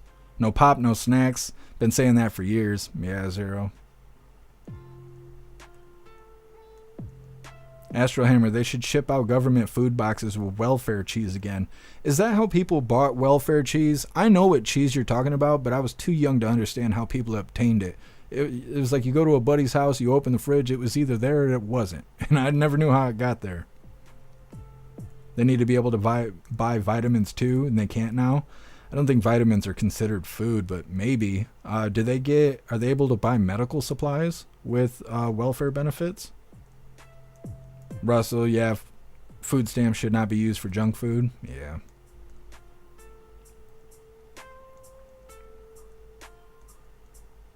Live it review, life leads to the grave. Yeah, unfortunately. Astro Hammer, everything is set up to put you in the grave. Yeah. They suck all the money out of us and then they kick our carcass to the side. Cobalt, government cheese is still distributed by food banks in some places. That's interesting. I haven't seen it in a really long time. So you got Taco Bell on the way? What'd you get from Taco Bell? I've been getting those double dipper burritos and I've been messing them up. I get 3 orders at a time. Non-woke Subarus or catnip for Lesbos? You ain't wrong, buddy. You ain't wrong. Yeah. Brujo, selling food stamps for 50% is a common scam for some people. Yeah, Brujo. Back when I used to have grow ops and stuff, people used to offer me food stamps the same way. They're like, how much is an ounce? I'm like, I don't know what you're talking about. I ain't never sold an ounce in my life. They're like, I'll give you half of my food stamps. I'm like, no. No, I am not hurting for groceries like that. Holy. Tony Rez, people buy smokes with food stamp stores. Just ring up smokes as a grocery item. Yeah, Tony Rez, I see that a lot here. Kevin, the Great Cheeto Riots of 2025. Well, we'll cover it. You know, we'll make sure to cover it.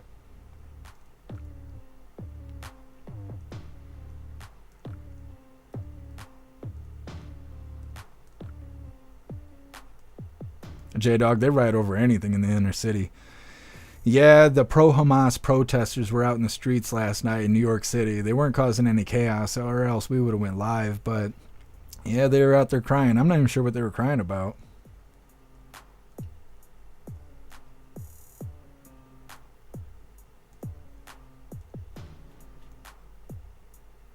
So you got the dipping tacos? Let's see. Oh, you got 2 grilled cheese burritos and 2 cantina chicken tacos. That ain't bad. When I get the double dipping burritos, instead of getting whatever they suggest, you need to get the creamy jalapeno sauce they put on the quesadillas.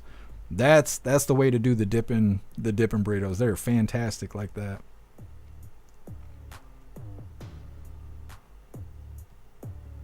What's up, Murdercom? Happy freedom to you. Crack is a great drug, dude. I don't think so. It killed my buddy's mom. She smoked crack until she died. The whole family was all sad. I had to be real quiet with my, I told you so. I had to be real quiet about it. You can't say that to people who are grieving their dead mother. But yeah, that's what happens. She smoked crack until she died.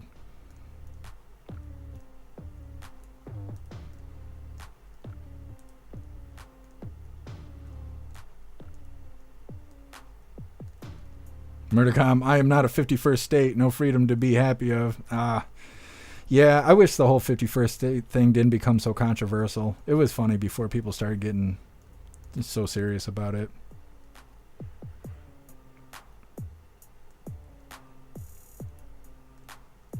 White guy, makes complete sense that they would require them to be used for healthy foods. I think so. It's not supposed to be something permanent, you know? Welfare is supposed to be like aid to help you get back on your feet. It's not supposed to be to take care of you the rest of your life, you know, and there's certain instances like disability and stuff like that, right? That's something you can't change, but you're in a hard spot right now. You're not making enough money. There's no jobs hiring, or at least no jobs that can pay your bills. You need help. You know, it's supposed to sustain you until you can help yourself, but these people make it a generational career. They like teach their kids how to fill out welfare and stuff. And there's people I know that have never even worked. They were like, why would I work if I could just sit at home and collect a check? I'm like, because it's a lot easier to work than to fill out that paperwork that you're lying on. But they don't know any different. You know, they got that poor mindset. Poor me. Everything is someone else's fault. Life's too hard. Let's cheat, steal, and lie to get through life. And it's that poor me mindset. And that's what it is. Instead of making it work, you know, going out there and make life work for you. Cinderella, yuck, Velveeta. Yeah, I don't like Velveeta either. Christine, some families have done it for generations. Yeah. And it sucks. It's like, it's almost like a psyop. They're, you know, your kids see you doing this, and then you teach your kids to do it, and they're like, why would I? They think they're getting a leg up. They think that they're smarter than everybody else. They're like, look at how clever I am. I'm getting free money from the government instead of working. Like, yeah, but you don't realize what that does to your self-esteem to just collect free money instead of actually earning money. Time travel always depends on how much you eat from your food stuff. 1 bar of chocolate is different than 10 bars of chocolate, of course. Yeah, time travel. That's true.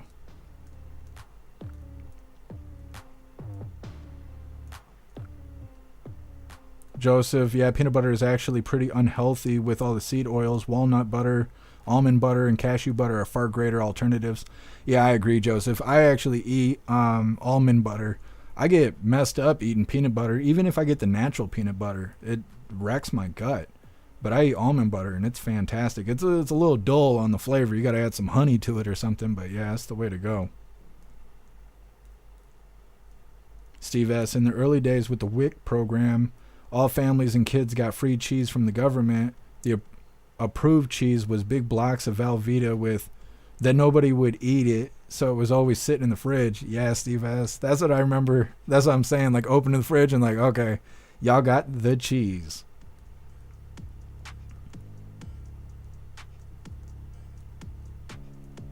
What's up, Rune? Happy freedom to you.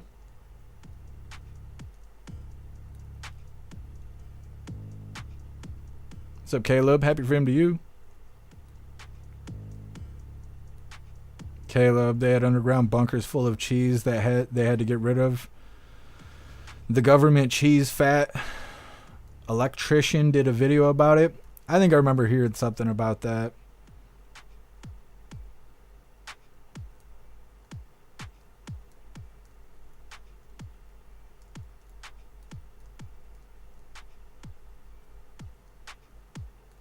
Thanks for being here, Heaven Mag.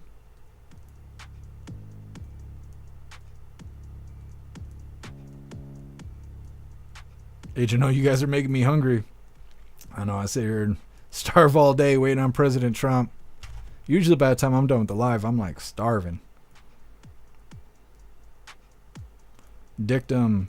Imagine having to pass a drug test to get SNAP. I'd vote for it. Oh, I would too. I think you should have to pass a drug test if you're going to be collecting welfare.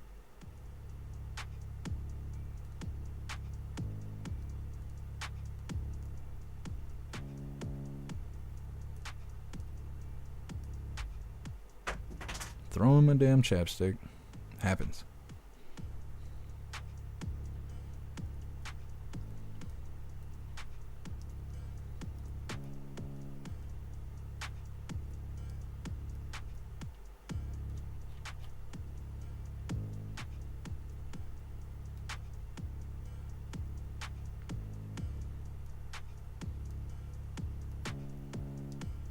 Heaven Mag, you're misunderstanding what's happening. I don't know if you're doing it intentionally or not. We're not discussing people who need welfare or people who collect disability. We're talking about people scamming the system. So there's no reason for anybody to get bent out of shape unless they're scamming the system. If you're capable of working and you'd rather sit around and file paperwork to collect tax dollars to pay for your bills and food, then we're talking about you. But if you need help, there's nothing wrong with needing help. And we're not talking about people who need help. Pam, test the government officials first. Absolutely. They should be drug tested. I think that they shouldn't even have HIPAA rights. I think that their medical shit should be put on Front Street. If you're an elected official, I feel like you shouldn't have privacy to shit. You're devoting your existence to working for the people. So your stuff should just be out there in the open. We should be able to tell if you got cancer or not. We should be able to tell if you're taking drugs or not, and all that stuff. Absolutely. These people become elected officials to become kings of their own area, their own region, and then they're getting all this special treatment and extra money and stuff. That's not right. Everything Jeff no sugar added is awesome peanut butter. I don't know, peanut butter just messes with me. Josh 1776. No, I was probably gonna crack one later today though. I was just thinking about it.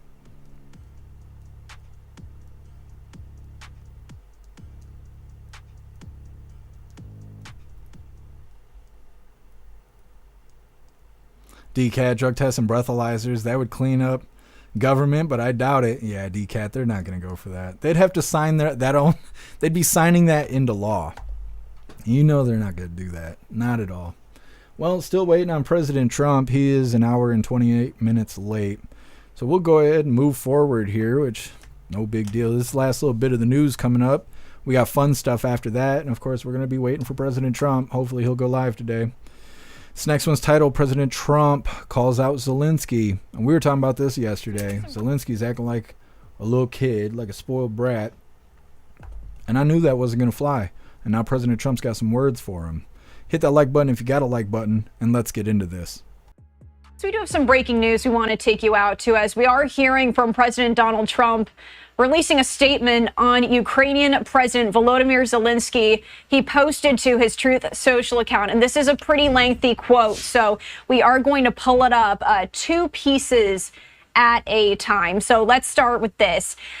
He is saying this again on the Ukrainian president, saying, quote, "Think of it. A modestly successful comedian, Volodymyr Zelensky, talked the United States of America into spending $350 billion to go into a war that couldn't be won, that never had to start, but a war that he, without the U.S. and Trump, will never be able to settle.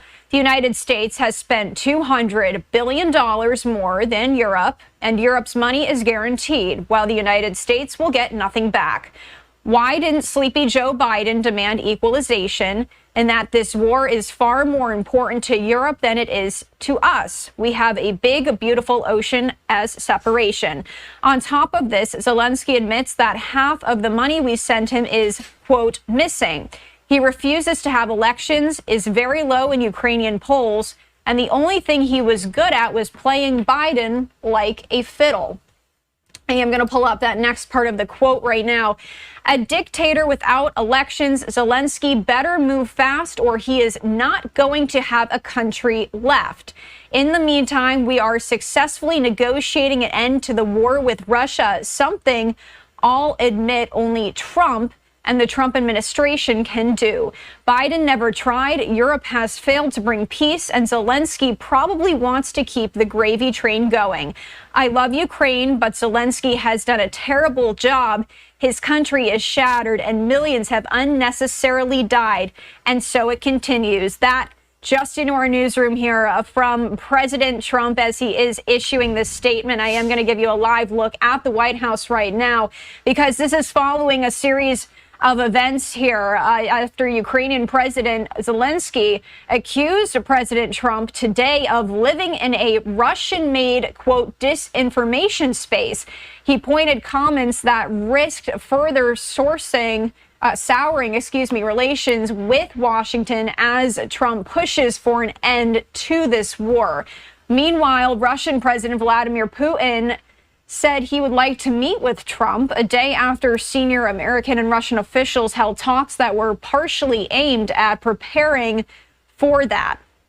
Zelensky said he, quote, would like Trump's team to be more truthful in his first response to a series of claims that Trump made the previous day, including suggesting that Kyiv was to blame for the war, which enters its fourth year next week.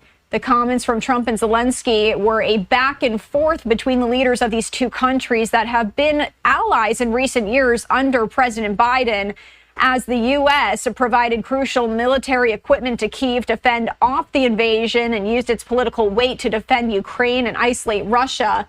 on the world stage. But the latest here, as this is rapidly developing, the Trump administration has started charting a new course, so to speak, reaching out to Russia and pushing for a peace deal. Senior officials from both countries held talks yesterday to discuss improving ties, negotiating an end to the war, and potentially preparing a meeting between Trump and Putin after years of frosty relations, we could call it.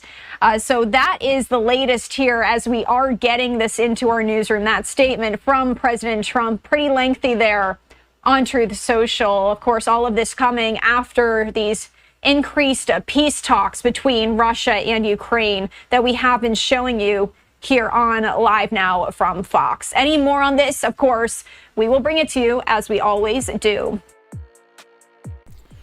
Okay.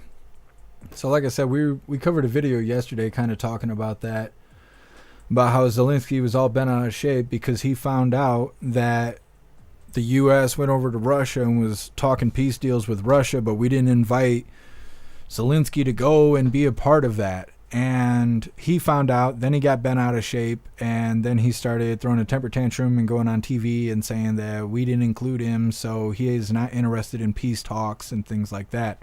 Now, I think it's childish, and that's what I said yesterday. I think he's acting like a big old baby about everything. If I feel like having us reach out to Russia to try and get things figured out, like what do they want, what are we willing to do about it, that back and forth, that doesn't have anything to do with Zelensky. And I don't think that it's negotiating without him. I think touching base with one of the two people that have nothing to do with us. These people are fighting each other. They don't have nothing to do with us. I don't know. I think Zelensky's just being a little baby. He's a control freak. He wants it his way no matter what. And I think ultimately he's just worried about these checks. Now, President Trump finally has made his way to the stage. What is going on with his left ear? Oh, it must have been pixelation. Either way, hit that like button if you haven't done so already. Make sure to grab the link for whatever platform you're currently watching right now. Share it out on social media. That way everyone can hear from the president.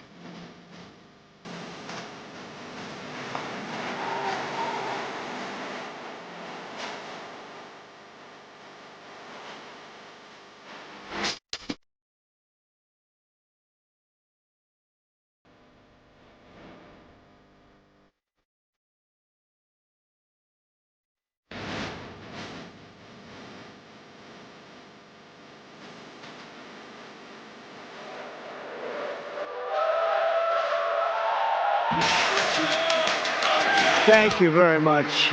What a great group this is. You have to see outside. It's going wild outside with a lot of love for all of us, I guess.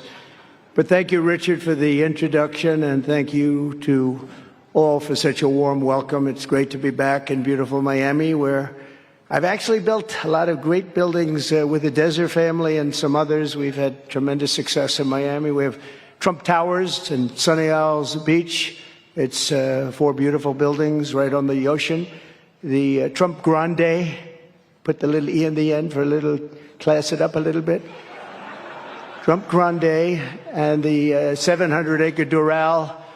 It's a tremendous country club. It's actually the most successful country club in the U.S. where I was just given approval to build 1,500 units, and I couldn't care less about building units. When you're president, who the hell wants to build units?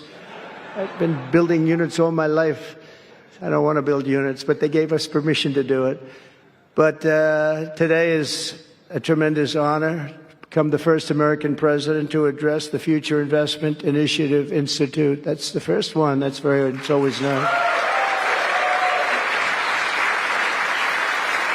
And I want to thank Mayor of Miami, Francis Suarez, for being here. Thank you very much, Francis, wherever you may be. Hi, Francis. And thank you for the endorsement when I ran. I was very appreciative. Along with the Mayor of Miami Beach, Stephen Miner. Stephen, thank you very much. Thank you.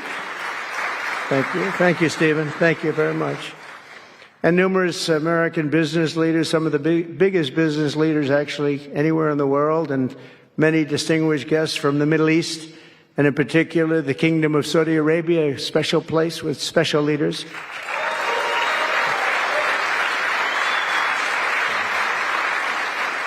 And including FII Institute Chairman and Governor of the Public Investment Fund, which is a seriously big fund.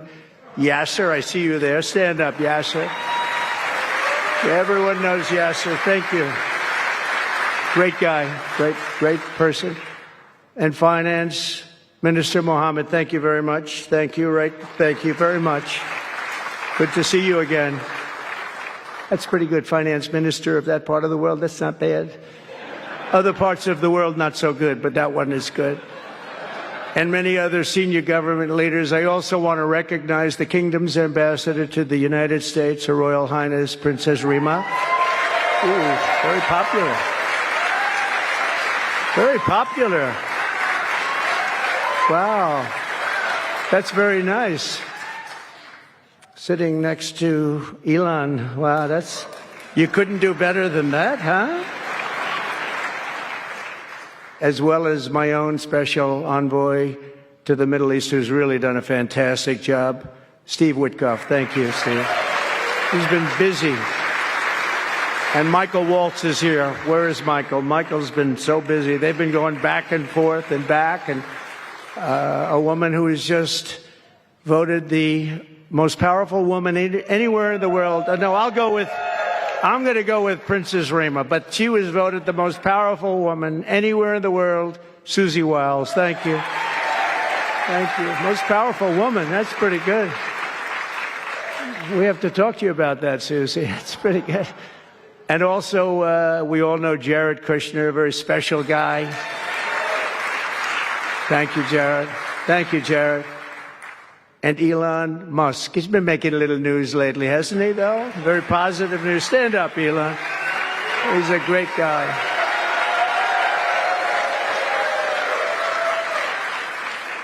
We did a little show last night. I heard they got very good ratings, too, by the way. We did. Hannity. Sean Hannity is fantastic, a fantastic man, a fantastic guy, and he did a show, and it was great being on the show with you last night.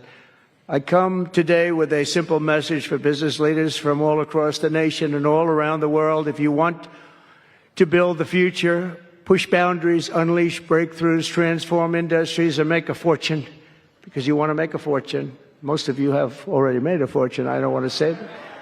There's no better place on earth than the current and future United States of America under a certain president named Donald J. Trump. I think that you're going to do very well. They're saying that November 5th, Election Day, 2024 will go down as one of the most important days in the history of our country. They said in 129 years, the most consequential election. I don't know if they're right about that or not, but it sounds good. I wanted to see if I could get a couple of more years tacked on, but I figured the fight wasn't really worth it. 129 is a lot. And as of January 20th, 2025, the dark days of high taxes, crushing regulations, rampant inflation, flagrant corruption, government weaponization. Oh, I know about weaponization. And total incompetence will be gone forever. They'll be gone forever. Because the United States is back and open for business, and the golden age of America has officially begun. You see it happening. Since my election, America's economic engines have come roaring back to life in just a very short period of time. Think of it, from November 5th, the progress that's been made has been amazing. The NASDAQ is up nearly 10% in just a few months, and that's a lot. The Dow Jones Industrial Average is up 2,200 points, and Bitcoin is set multiple all-time record highs because everyone knows that I'm committed to making America the crypto capital. We want to stay at the forefront of everything, and one of them is crypto, and Miami seems to be the center of the action, come to think of it, and maybe it'll stay there.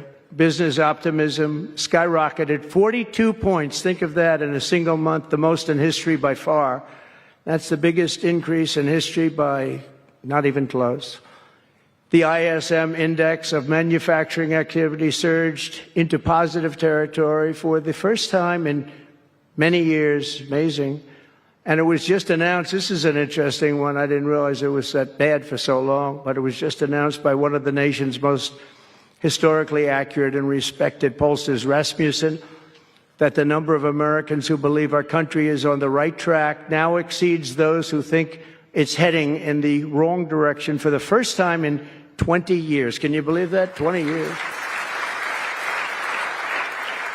And this is really a seismic 27-point swing from just before the election. Nobody's ever seen anything like that one, yes, sir. I want to tell you, that's a big one.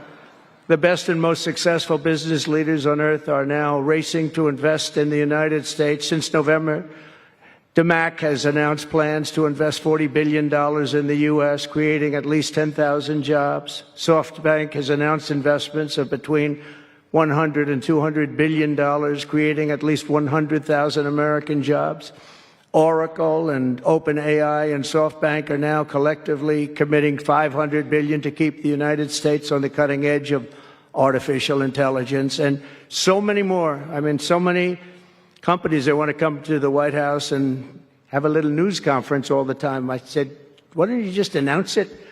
But they want to come, and I'll do that. I don't mind doing that. I say anytime they want to go 10 billion or more, I'm there. 10 billion or more.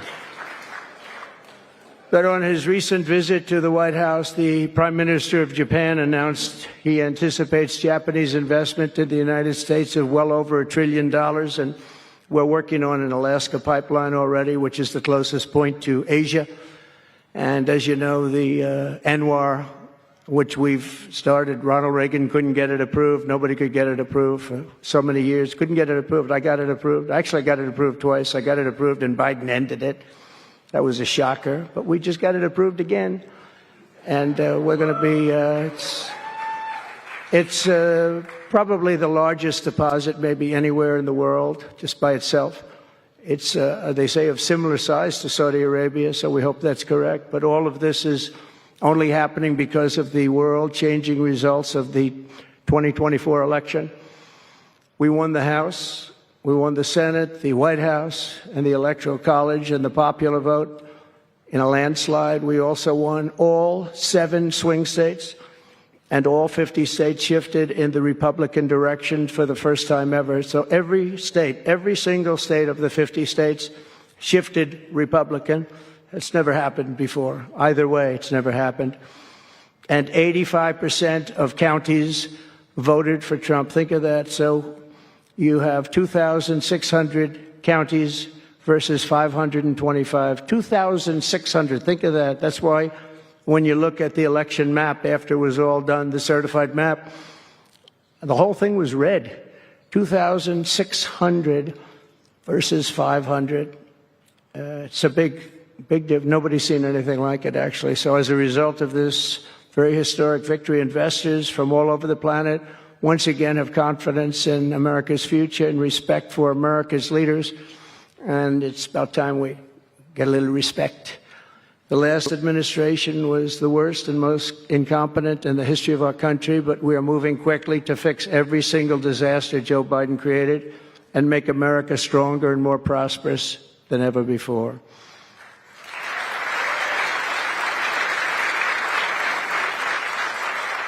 Our first and most urgent mission is to remove the criminals that Biden allowed into our country with the ridiculous and very dangerous open borders policy. They came from all over the world. They came from prisons and jails. They came from mental institutions and insane asylums. They were gang members. They were drug lords. They came from all over, and they were allowed to come into our country. And we're getting them out in record levels, just like they came in record levels. I want to thank Tom Homan and Christie, who was she's doing a fantastic job, governor of South Dakota, and Tom Homan, and they are doing a fantastic job, and the results are incredible. And every country is taking them back. They're sending their criminals to us, and they're all taking them back. We had a little problem with a couple of them that ended very quickly. And because some said, we don't really want MS-13 back in our country. But I said, congratulations, you're taking them back. And they take them back. And by the way, Europe and other places ought to start also doing that. They better start looking at immigration, because it's really hurting Europe very, very badly. And they better get smart and they better get tough before it's too late. We're also working to end the highest inflation in our country's history, all caused because they played with our energy policy and wasted money on the Green New Scam and other things such as that. And they wasted monies at never seen before levels. If Joe Biden had simply held federal spending at the pre-pandemic levels we had in 2019, we would have virtually no inflation. We're trying to balance the budget immediately, and because of the tariff income, which is really, it's already turned out to be amazing, actually. It's really meant more for bringing countries and companies into our country, but the numbers are rather staggering, because we're the big piggy bank that everybody wants to be, and they can play games and they can say, well, there'll be retribution and, equal this and that, but they can't be equal. But we want to keep it so that we're the big piggy bank. And if we had years like we did the last 4 years, that wouldn't have lasted too long. So we're not promising it, but, all of these things could happen. We hope to balance our budget. So I don't want to promise it, because if I do and we come about $10 short, the fake news media back there would say, we have breaking news. He did not make it. He did not make it. But we'll get it done very soon. It might not be this year, but it could be this year. Actually, we have a chance at getting it even this year, which people would be shocked at, because they were talking about 10 years, 15 years, 20 years from now. When I took office last month, we inherited the consequences of inflation that was more than 4 times what it was when I left 4 years ago. Think of that. I left, it was at 1.4%. And the annual government spending over $1.5 trillion more than projected in 2020 alone. $1.5 trillion. But under the Trump administration, all of that is changing faster and more dramatically than anyone ever thought possible. They didn't think it was possible to do what we've done in just a very short period of time. We've accomplished more in 4 weeks than most administrations accomplish in 4 years. On my first day in office, I imposed an immediate federal hiring freeze, a federal regulation freeze, and a foreign aid freeze. I signed an order creating the Department of Government Efficiency and put a man named Elon Musk in charge. Thank you, Elon, for doing it. Thank you very much. And he's doing a great job. I wish you could have seen him last night. It's really, he's a very committed person. He's a very serious person. And he's a very high IQ people. I like high IQ people. Not all have to be, but, it'd be nice to have some people up there that he's a seriously high IQ individual. Now, he's got his faults also, I will tell you that. But not too many of them, which is now really waging war on government waste, fraud, and abuse. And they're curbing inflation and saving taxpayers billions and billions of dollars every single day. And there's even under consideration a new concept where we give 20% of the DOGE savings to American citizens and 20% goes to paying down debt, because the numbers are incredible, Elon. So many billions of dollars, billions, hundreds of billions, and we're thinking about giving 20% back to the American citizens and 20% down to pay back debt and pay down debt, which is If you look at value, if it were a real estate balance sheet, the debt is tiny, but we still want to pay it down. Doesn't matter. We don't look at it as a piece of real estate. It's America. We're going to get it down through intelligence, hard work, and as Elon said, a word called caring. You have to care. By doing this, Americans will tell us where there's waste. They'll be reporting it themselves. They participate in the process of saving money. So many of the men and women in this room, as an example, they pay tremendous amounts of taxes. And here are just a few examples of where your money was going before I came along. These are just some of the, just taken at random. Oh, there are much worse examples than this. I was just looking at them before the speech, and I can tell you they were much worse. And there are some that are horrible, but I don't want to really say them because they're very, very embarrassing to people. Very, very embarrassing. And they're really something, but you'll be seeing it and you will be reading about it. But just some taken at random. $2 million for sex change operations in Guatemala. $20 million for Sesame Street performances in Iraq. $20 million, that's a lot of money. You know, I know what it costs to do those things. You get a cast over for $50,000. Give them a couple of bucks tip, and that's it. Not 20 million. 20 million. That's Gone with the Wind on steroids. $101 million for 29 diversity, equity, and inclusion contracts at the Department of Education. Wow. And we've canceled all of these, saved all of this money. And again, this is just a small sample. This could go on. I could read them all day. $520 million for a consultant. I want to know, who is that consultant? To do ESG, that's environmental, social, and governance investments in Africa. $25 million to promote biodiversity, conservation, and illicit livelihoods by developing socially responsible behavior in Colombia. $40 million to improve the social and economic inclusion of sedentary migrants. Nobody knows what that even means. None of this stuff, everyone's trying to figure out, what the hell does it all mean? $42 million for social and behavior changes in Uganda. 40 million's a lot of newspaper ads in Uganda. $70 million for research of evidence-based solutions for development challenges. $10 million for Mozambique medical male circumcision.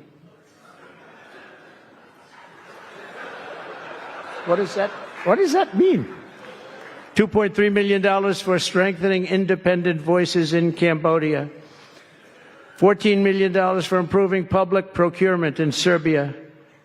$486 million to the Consortium for Elections and Political Process Strengthening, including $22 million for inclusive, participatory political process in Moldova, and $21 million for voter turnout in India. What do we need to spend $21 million for voter turnout in India? Wow, $21 million. I guess they were trying to get somebody else elected. Wow, we ought to tell the Indian government, because when we hear that Russia spent about $2 in our country, it was a big deal, right?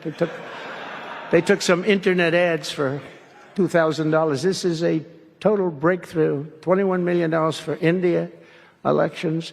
$29 million to strengthen the political landscape in Bangladesh. $20 million for fiscal federalism, and $19 million in addition to the $21 million for biodiversity conversion in Nepal. $1.5 million for voter confidence in Liberia. We need voter confidence too when you read this list. $14 million for social cohesion in Mali. $2.5 million for inclusive democracies in South Africa. $47 million for improving learning outcomes in Asia. Asia's doing very well. We don't need to give them money. And in another program, $50 million plus another $50 million for condoms for Hamas. You know about that? $100 million for condoms. Condoms. Does everybody know what a condom is? For Hamas, $100 million. And these are just some. I could read this list all day long. I just don't want to bore you. But these are just some, and not nearly as bad as others. And some are just, I just don't want to say them because they're too incendiary. We're also finding tremendous abuse, waste, and fraud in Social Security. Social Security is, what's happening there is going to be one of the great potential scandals in history. On the program, there are over 4.7 million Social Security numbers from people from 100 years old to 109. Think of that. Now, over 100, there aren't a lot of people that make it. Hopefully, most of the people in this room will make it, but historically, you don't have thousands and thousands of people. But listen to this. 3.6 million people are on Social Security rolls from the age of 110 years old to 119. Do you think there are really that many? Those people are seriously old. But it gets worse. 3.47 million people are on Social Security from the age of 120 years old to 129 years old. 3.9 million people are on the age of Social Security from 130 years old to 139 years old. Now, the all-time record, I heard, is a woman who was 127 years old. That's the record. A woman from a certain country where they have actually people that live pretty long, actually. And she was 127 years old. That's pretty old. But we're topping her by millions of people. 3.5 million people from the age 140 to 149 years old. 1.3 million people are on Social Security from the age 150 to 159. And over 130,000 people are on Social Security over the age of 160 years old, okay? Including 1,039 people, think of it, over 1,000 people between the ages of 220 to 229. And one person between the age of 240 years old to 249. And the record topper, there is one person on Social Security who's 360 years old, which is approximately 110 years older than our country.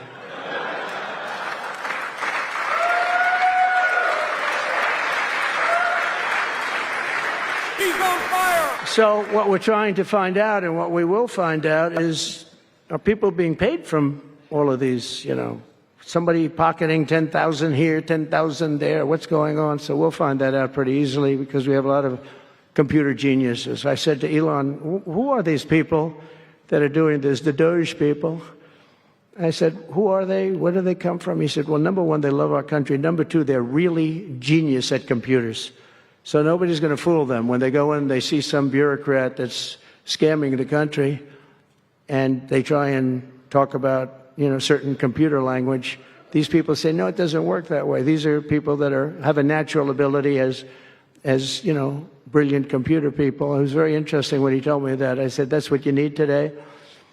But all of these scams have now been terminated. In addition, over the past month, we have effectively eliminated the U.S. Agency for International Development, which was funding much of this lunacy. We virtually shut down the out-of-control CFPB, escorting radical left bureaucrats out of the building and locking the doors behind them. What they were doing was so terrible. Where they were spending the money was so terrible. What we haven't looked at yet, but will be, is does the money come back to them? Because nobody can be stupid like that. And they're not stupid. They're smart, actually. And, you know, why are they doing that? Does money come back to them? So we'll figure that out pretty easily, I think, and quickly. But I've ended all of the so-called diversity, equity, and inclusion programs across the entire federal government and private sector, and notified every single government DEI officer that their jobs have been deleted. They're all deleted. And it's interesting, even these companies that have tremendous amounts of money, A number of them just announced, Walmart, if you can believe it, they just announced that they're stopping. And, you know, these companies are writing off like $220 million. How can you spend that much money no matter what you're doing? If you're teaching something, you're going to have an instructor. You're going to talk. You're going to give them a book. Please read the book. You know, then you find they spent $225 million on that. What's going on? And we were going in the wrong way. And our military was really, although I tell you, you know, we defeated ISIS with our military in 3 weeks. General Raisin Kane he's some general. He's a real general, not a television general. And 3 weeks ISIS. And I asked him, and I saw some of his people that were so great, the soldiers. We have the greatest military in the world, but we don't have the greatest top leadership. That's why Afghanistan was such a horrible situation and so embarrassing and so many other things. But when we want to, with proper leadership, there's nobody even close to us. We have the best equipment in the world. We make the best equipment in the world. But we have the best military. But, you know, we never fight to win. We fight to just keep it going forever. And when we fight to win, there's nobody that can even come close to us. But I was talking to General Dan Kane, and we call him Raisin Kane, and I was told it would take about 4 years to defeat ISIS, and he did it in 3 weeks. I said to him, "What do you think, General? How long will it take?" "Sir, I think we should do it in less than 4 weeks. You're going to have time left over." And he did that. And we were told by the television generals it would take 4 years, so we did it. That's when I went to Iraq. I flew to Iraq, and late at night, the dark of night, all the windows closed, all the lights off in the plane, and Air Force One. And we flew in, and it was pretty amazing. I'll tell you, we were landing, and there were no lights in the plane. "Sir, we have to turn off all lights." I said, "You mean we spend $9 trillion and we have to fly in an Air Force One with the lights off?" And I went up to the pilot, said hello. And by the way, these guys are like central casting. These are the best-looking human beings. Everybody is like perfect. The most handsome people, the best-looking people you've ever seen with the flat tops and the whole thing. And I was a little concerned because the lights are off and everything's off. And even the lights in where he was were down, very dim, very, very dim, with all of the lights on the fancy dashboards of the plane, of Air Force One. We're getting a new Air Force One if they can ever finish the damn thing. We're getting 2 of them, actually. But we may have to go a different route because it's taken them a long time. We're going to get military that's going to start building. We're going to get people to start building properly again in our country because they don't build properly. This was Boeing. But we're up there, and I'm looking at these people. And again, I say they look like Tom Cruise, but better. Stronger, tougher. And I like Tom Cruise, but these are better. And they said, "Are we okay, Captain?" "Yes, sir, we're fine." But I'm looking at it, I don't see any lights, and we're landing. And I'm used to that. I like to sit with the pilots a lot, and I respect the pilots greatly. And we're up there, and we have the computer. I call it the computer voice, where it goes 1,000, 900, 800. That's feet. Your feet above ground. So that means you're very low. And I'm looking out, and my eyes are pretty good, and I don't see any lights. And the computer goes out. Sounds like an intelligent individual. It goes 1,000. We're 1,000 feet up. It's a 10-story building. There's a big plane. And then it goes 900, 800, 700. I say, "Captain, Captain, we don't see any lights. Is everything?" "Yes, sir, everything's fine, sir. We'll be landing in 3 minutes." And then it goes like 600, 500. "Captain, are we okay?" And then he goes 400, 300, 200. And I'm saying, "Man, there's nothing out there." And then he goes, boom. Perfect landing right on this thing. There are no lights on the runway. There's no I don't know how the hell they do it, but I'm sure as hell glad we had somebody that knows how to fly. But they didn't want to have any lights because they didn't want the enemy. After spending, years and trillions of dollars, we have to land with Air Force One with no lights on the runway. But they were incredible people. And then I got out of the plane and I actually asked my people, I said, excuse me, I was very brave sitting in that cockpit. Am I allowed to give myself the Congressional Medal of Honor? And they said, I don't think so, sir. I said, well, I felt I was extremely brave. But now here's the problem with saying a story like that when you kid. The press will say, President Donald Trump wanted to give himself the Congressional Medal of Honor. Headlines, headlines all over. The fake news. We call it the fake news, but we're all wise to them. But it was something, and then I went down, and it was the same thing. I'm standing on the top, and I look down, and there's these handsome people. Everybody's like from a movie set. Good-looking guys. I get down the stairs, and what's your name? My name is Kane, sir. What's your first name? They call me Raisin. I say, wait a minute, your name is Raisin Kane? I love you. I've been looking for you for 5 years. You are the great. This is what I want. And there was a general next to him. There was a colonel. There was a drill sergeant, a master sergeant. They were all like people. I could make a movie right now. I'd have the best-looking people ever. And they were great. And then I went in and, sir, would you like to rest before the bed? No, I don't want to rest. I don't want to rest. I've been resting on the plane, other than the last few moments, which were quite harrowing. And I said, I don't want to rest. He was thinking about Biden in advance, Biden would have gone there. He would have rested for days. And then they wouldn't have had a meeting. He'd just go home. No, I said, I don't want to rest. I don't want to rest at all. I want to go. So we went into this bunker, and we had a lot of very good, talented people. And that's when I asked him. I said, I'm hearing it's going to take a long time. No, that's not right, sir. It's not going to take a long time. We'll have it done in 4 weeks. I said, how can you say 4 weeks when in Washington they said 4 years? He said, 4 weeks, sir. We'll hit them left, we'll hit them right, we'll hit them up the center, we'll hit them underground and overground, we'll knock the hell out of them, sir. And I said, why is it that they said so long? He said, because they wouldn't let us fight. And we're very far away. They want us to fight for this, from this airport. We're very, very far away, sir. And they want us to fight here. We have many substations out, sub-airports, they call them, remote airports, where they build them in the sand. And we have many of them, and I'd use them all, sir. And I would hit them so hard from so many different directions. I said, well, what do you think? He said, you just let me know. And I called him back, and I said, go ahead and do it. Are you sure you can do this, General? I said, yes, sir. And he did it actually in 3 weeks. It was over 100% of people that are really hurting the Middle East, hurting the world.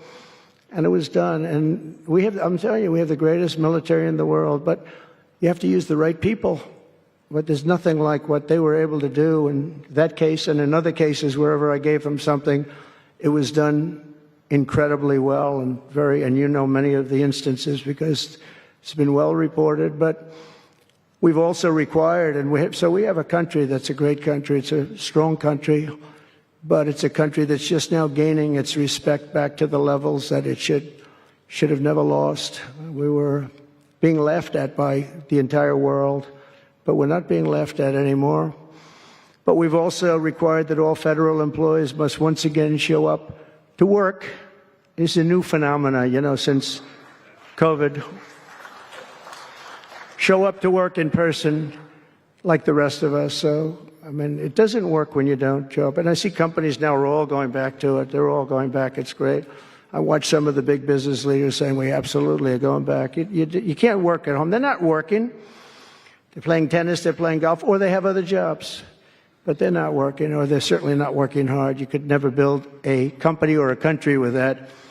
So we have a very strong policy, and if they don't show up to work, they get fired. And we're trying to make our government smaller but much stronger. And we have tremendous bureaucracy, but it's happening. A lot of people are leaving, and in some cases leaving with pretty good offers. You're paid 7 or 8 months and go out, find a job. But some of these people had jobs. They were actually working for us, but they also had other jobs. And those people, in theory, they have problems. I don't know if we're going to do anything about that. So we have other things to do, but they were working other jobs instead of working for us. So they were staying home working, but they were working other jobs, getting paid a lot of money, perhaps. We offered deferred resignation buyouts to all federal workers, resulting in more than 75,000 bureaucrats voluntarily surrendering their taxpayer-funded jobs. A lot of them are leaving because they don't want to be caught having the second job. Some are leaving because they didn't want to be in government any longer. And some are leaving because they didn't want to show up to work. They wanted to work outside of an office. And that's never going to work for anybody, including companies. Companies ought to get smart. You watch these companies where they do that. They start going bad. Nobody knows what's wrong with this company. Well, try getting the people back into the office where they can be cohesive and together.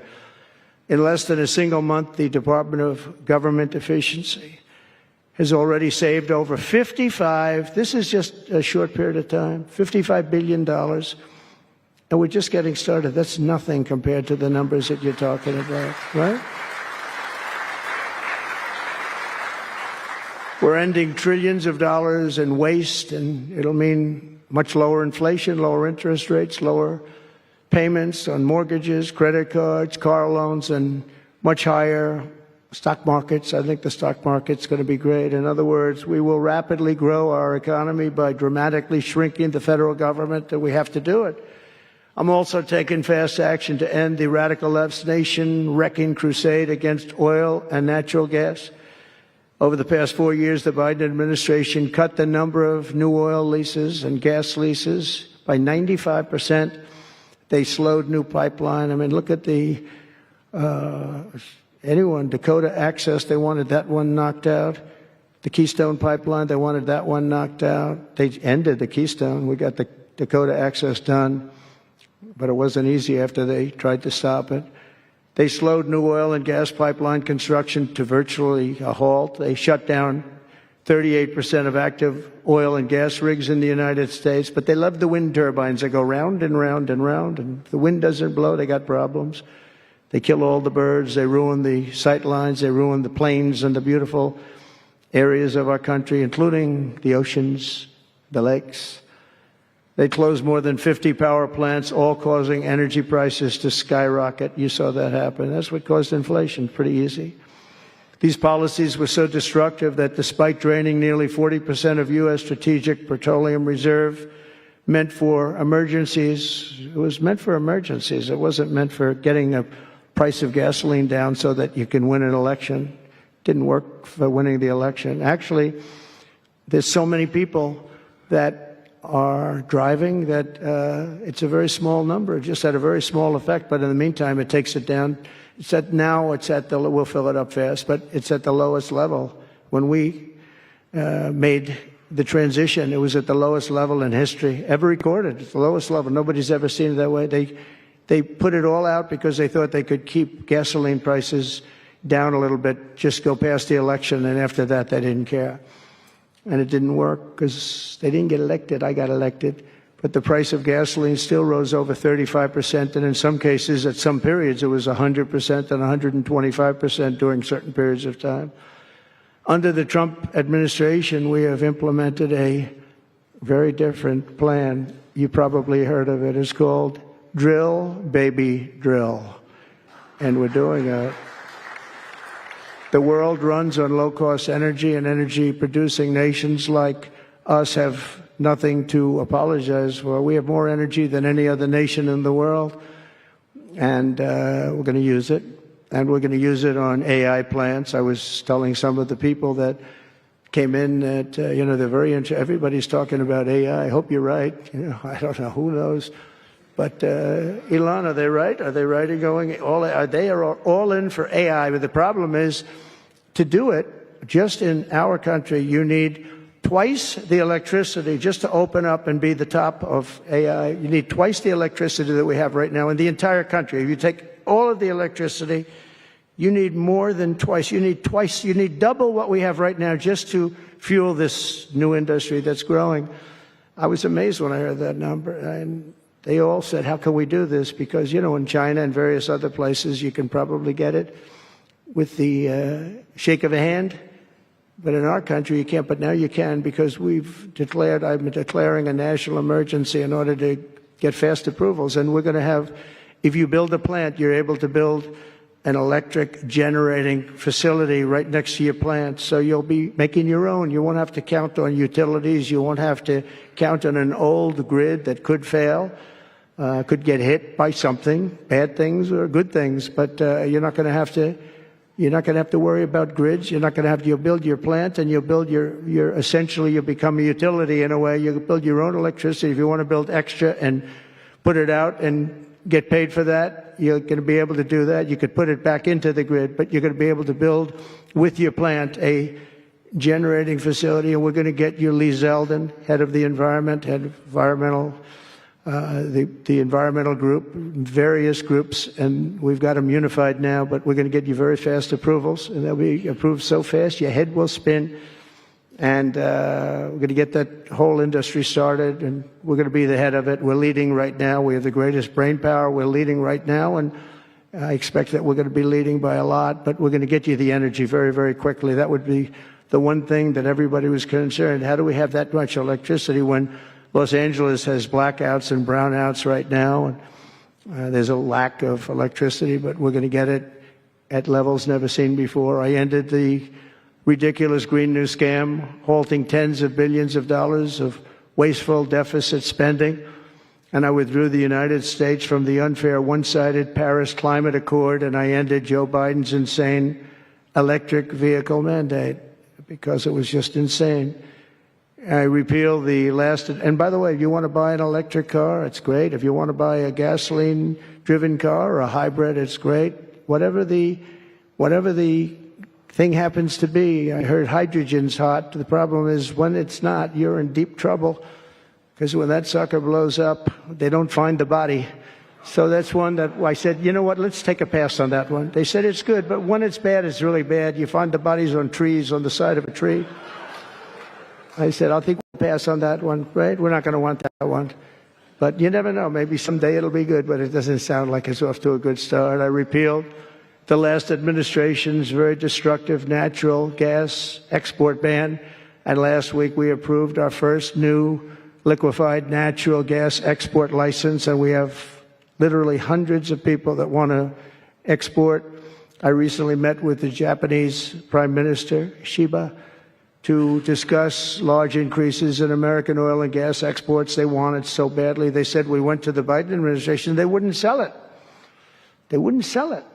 Nobody knows why. Biden didn't know why either. They asked him, I don't know. They did, oh, I didn't know that.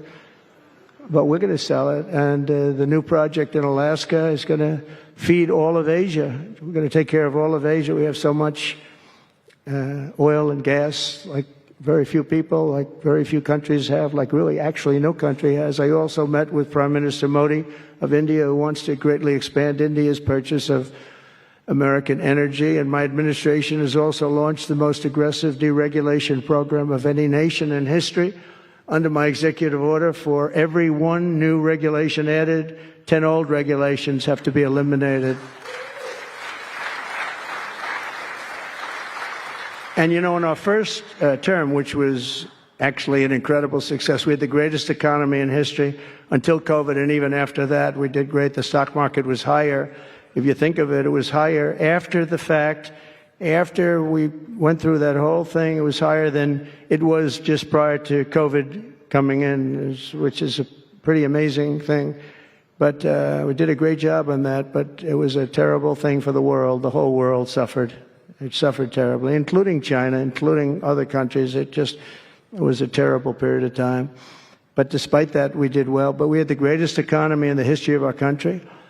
And I think this time we're going to do even better. We were artificially hurt by COVID. We had to focus on that instead of focusing on, but just prior to COVID coming in, there's never been anything like what we did, what we achieved. And even after, we did very well, and especially considering what all of us had to do with COVID. Some nations were hit so badly, it's just unbelievable what happened to them. As part of our effort, I've signed executive orders to keep the United States at the forefront of artificial intelligence and to end Joe Biden's war on Bitcoin and crypto. We ended that war totally. That war is over. They were very hostile toward them until the very end, just because there are so many people on Bitcoin and crypto that just before the end, the SEC came out and they were being very nice. I was so nice to people because so many people were being indicted for no reason whatsoever. Very political group of people. That's all they did, was they liked indicting people, but they were being indicted, and many of those indictments were dropped just before the election because they said, wait a minute, there's 100 million, 125 million people using this, and they didn't want to have, all these people being voted against. But by the time they did that, it was too late. We had that vote entirely, I think. I think anybody was smart that believed in that, and there were a lot of people believing it. Anybody that was smart voted for Trump. And they pulled the indictments, and I see people that were indicted. I said, I saved your life. I saved your life. Because if they actually thought that I was doing it, they said, why is Trump doing it? Is he doing it for political reasons? I don't do anything for political reasons. I do what's right. I want to be in the forefront of every industry. So I'll be working with the Republican Congress to pass the largest tax cuts in American history. And that includes, obviously, we have to extend the Trump tax cuts, which were, until now, the largest. We're going to dramatically cut taxes for families and for workers and for companies, including no tax on tips and hopefully no tax on Social Security and no tax on overtime. And that overtime one is a sleeper because I think a lot of people are going to be spurred on to do a lot of extra work. When they hear that, it's a lot of companies really like it and a lot of people really like it. The new Trump tax cuts will also include 100% expensing for new factory construction in the United States and anything else that you're going to buy with capital. If you buy something that is going to be good for our country, we're going to let you expense it, 1 year expense. And I did that the first time, and everybody was saying, can you go back to that? Now you still get, I guess, 40% or whatever, but it pares down. But we're going to bring that right up to the top level. I think that had a lot to do with the success that I had during my first term. And we'll substantially cut taxes for all domestic producers of oil and gas and just about everything else that they produce. In my first term, I brought the business tax down from around 40% to 21%, which everybody said was an impossible thing to do. I cut it from 40. It actually was state and city was much higher than 40, but I got it down to 21%, and now I'm bringing it down to a goal of 15%, but only if you make your product in America. In other words, you're going to be at 21%, but if you make your product in America, you're going to go from 21 to 15. If you don't, you're going to pay 21%, which is still lower than anything. So guys like Elon are going to come and make his great cars in the United States. There are a lot of people are calling. A lot of car companies are calling. They called me, three of the majors. They called and they said, we're looking all over the place. We want to be there. I'm going to be announcing tariffs on cars and semiconductors and chips and pharmaceuticals, drugs and pharmaceuticals and lumber probably and some other things over the next month or sooner. And it's going to have a big impact on America. We're bringing our businesses back. If they don't make their product in America, then they have to pay a tariff. But if they do make their product in America, they don't have to pay any tariff, which will it's all going to bring trillions of dollars into our treasury, or it's going to mean that there won't be any taxes because we want to have a fair base. If they don't have it, we don't have it. If they don't pay, if they don't charge us, we don't charge them. It's pretty simple. The Republican Party is once again the party of common sense. We're a party of common sense. We want strong borders. We don't want men playing in women's sports. We don't want to have transgender for everybody. We're the party of common sense. That's how we won the election in such a big manner. We'll no longer allow other countries to ransack and plunder our nation. That's why I've announced that we will soon begin imposing reciprocal tariffs on any country that engages in unfair and unequal trading practices. If they tariff us, as I said, we will tariff them at the exact same rate. So if a certain country, because some of these countries, even countries that I've already mentioned, are extremely aggressive with tariffs. Nobody knows that. European Union, they have a VAT tax that's devastating. It's very tough for people on the outside. Hard to sell cars. Really impossible to sell them because they also have non-monetary tariffs that are very, very tough. But if you take a look at that, it's a very unfair situation. And the VAT tax is similar to the tariff. Around the world, I'm moving quickly to end wars, settle conflicts, and restore the planet to peace. I want peace, and I don't want to see everybody being killed. And you take a look at the death in the Middle East and the death that's taking place between Russia and Ukraine. It's been going on, and we're going to end it. There's no profit for anyone in having World War III, and you're not so far away from it. I'll tell you right now, you're not so far away. If we would have had this administration for another year, you would have been in World War III, and now it's not going to happen. In the Middle East, I've restored my policy of maximum pressure on Iran, designed to bring peace. And we've designated the Houthis a terrorist organization. They're, destroying shipping lanes all over the place. They're making it very hard for people to get their product delivered. They're making it very difficult, but we'll take care of that situation. And we've secured a ceasefire in Gaza, and we're bringing in the hostages, and we're bringing them home to their families. Some of them are in pretty bad shape, I have to tell you. To end the horrible war in Ukraine, I've spoken with President Putin and President Zelensky, and our teams began negotiations this week in Saudi Arabia. I want to thank Saudi Arabia for that. That was so great. Yeah. And I want to thank, in particular, we have so many of the people, Yasser, Mohammed, all of the people, but in particular, we have to thank Crown Prince Mohammed bin Salman for hosting these historic talks. And talks that went very, very well. Steve was there, Steve Witkoff was there, and Michael was there, Michael Waltz and others, and they really went well. It's a big step. We got to get that war over with. You have to see the people that are dying. I look at the pictures, the satellite pictures of the field. It's a level field, and it looks like a modern-day version of Gettysburg, and you know what that means. It is just carnage. It's horrible. And, it's not American soldiers. It's not even soldiers from the Middle East in the case of Ukraine, Russia, but it's people, it's young people from Russia and Ukraine mostly that are just being decimated. It's flat fields. And a bullet goes, and a bullet only stops when it hits somebody. And the level of people being killed in that battle, soldiers, young soldiers, in some cases old soldiers, because they're running out of people. They're running out of soldiers, in one case.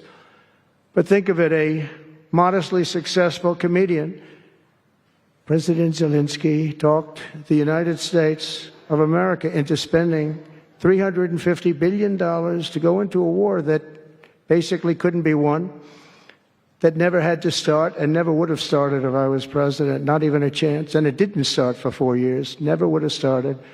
But a war that he, without the U.S. and Trump, will never be able to settle. They'll never settle that war without our involvement. That's why they did such a great job this weekend. That's why Saudi Arabia did such a great job this weekend in hosting. The United States has spent $200 billion more than Europe, and Europe's money is guaranteed.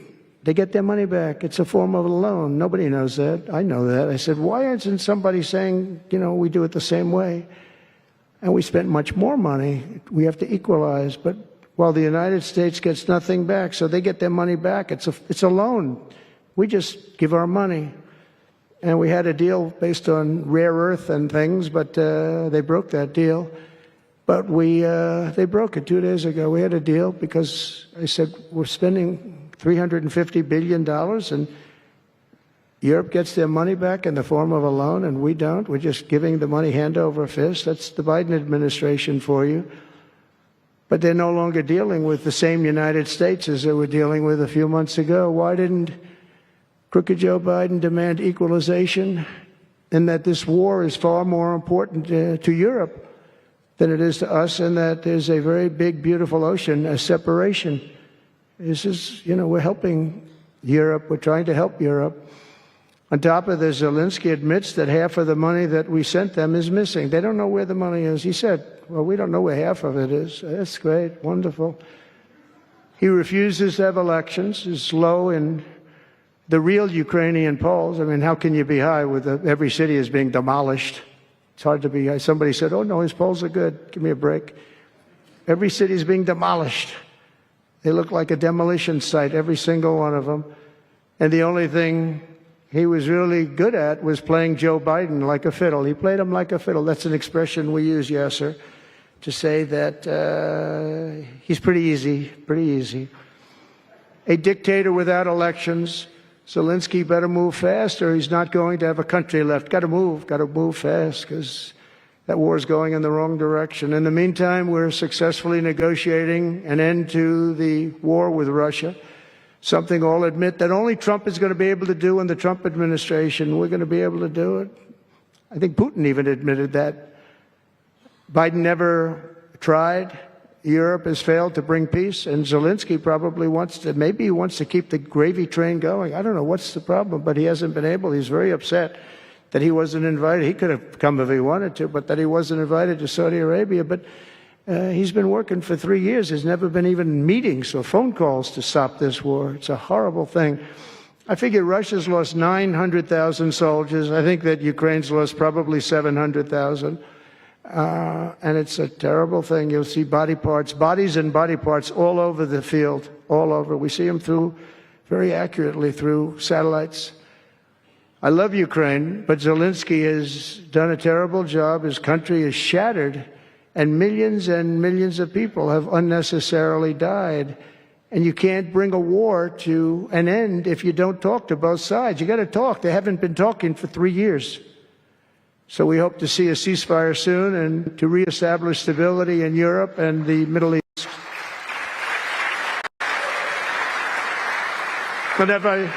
Thank you very much. And as I've said before, it's my hope that my greatest legacy will be as a peacemaker and a unifier. That would be a great legacy. So in conclusion, the golden age of America is upon us, and I'm inviting everyone here today and every citizen across our land to take part in the most extraordinary period of peace, prosperity, growth, innovation, wealth creation, and expansion the world has ever seen. We're on our way. I mean, everyone's talking about us. 3 weeks. We're in there for a couple of days more than 3 weeks. And everyone's talking about it. You have to see the crowds of people outside. It's pretty amazing what's happening. We're on the verge of soaring markets, surging incomes, booming production, groundbreaking technologies, thrilling discoveries, and a quantum leap in the quality of life. Absolutely a quantum leap. One day, very soon, our country will have the greatest economy in the history of the world because we once again have a president who puts America first, and we put America first, and your country should put your country first. But in the end, we want America first, and when it's all beautiful, which it's going to be pretty soon, we want to help other countries, and you want to help other countries. But, you know, I tell your leaders, and some of the leaders are in this room right now, you got to put your country first. Whether it's Saudi Arabia, whether it's something else, you got to put your country first. But also, as long as you invest in America, build in America, and hire in America, that means that I'm fighting for you. I am fighting very hard for you. Together, we're going to make the United States of America bigger, better, bolder, richer, and greater than ever before. It's going to be stronger than ever before. We're going to be a peacemaker and a peacekeeper. We're going to stop people from these stupid, never-ending wars. We're not going to partake in them ourselves, but we'll be stronger and more powerful than anybody by far. And if it ever came to war, there is nobody that will be able to come close to us. But we don't think that's going to ever happen. So I want to thank you all very much. It's a great honor to be here. And I think somebody said they're going to ask questions. And I didn't say, gee, what are the questions like Biden does? I say, just ask. It doesn't matter. You ask a question and I give an answer. So I think, Richard, you're going to come up and you're going to give me some questions. Thank you very much. Thank you. Thank you very much, Mr. President. Please, a round of applause for the President of the United States of America. Thank you.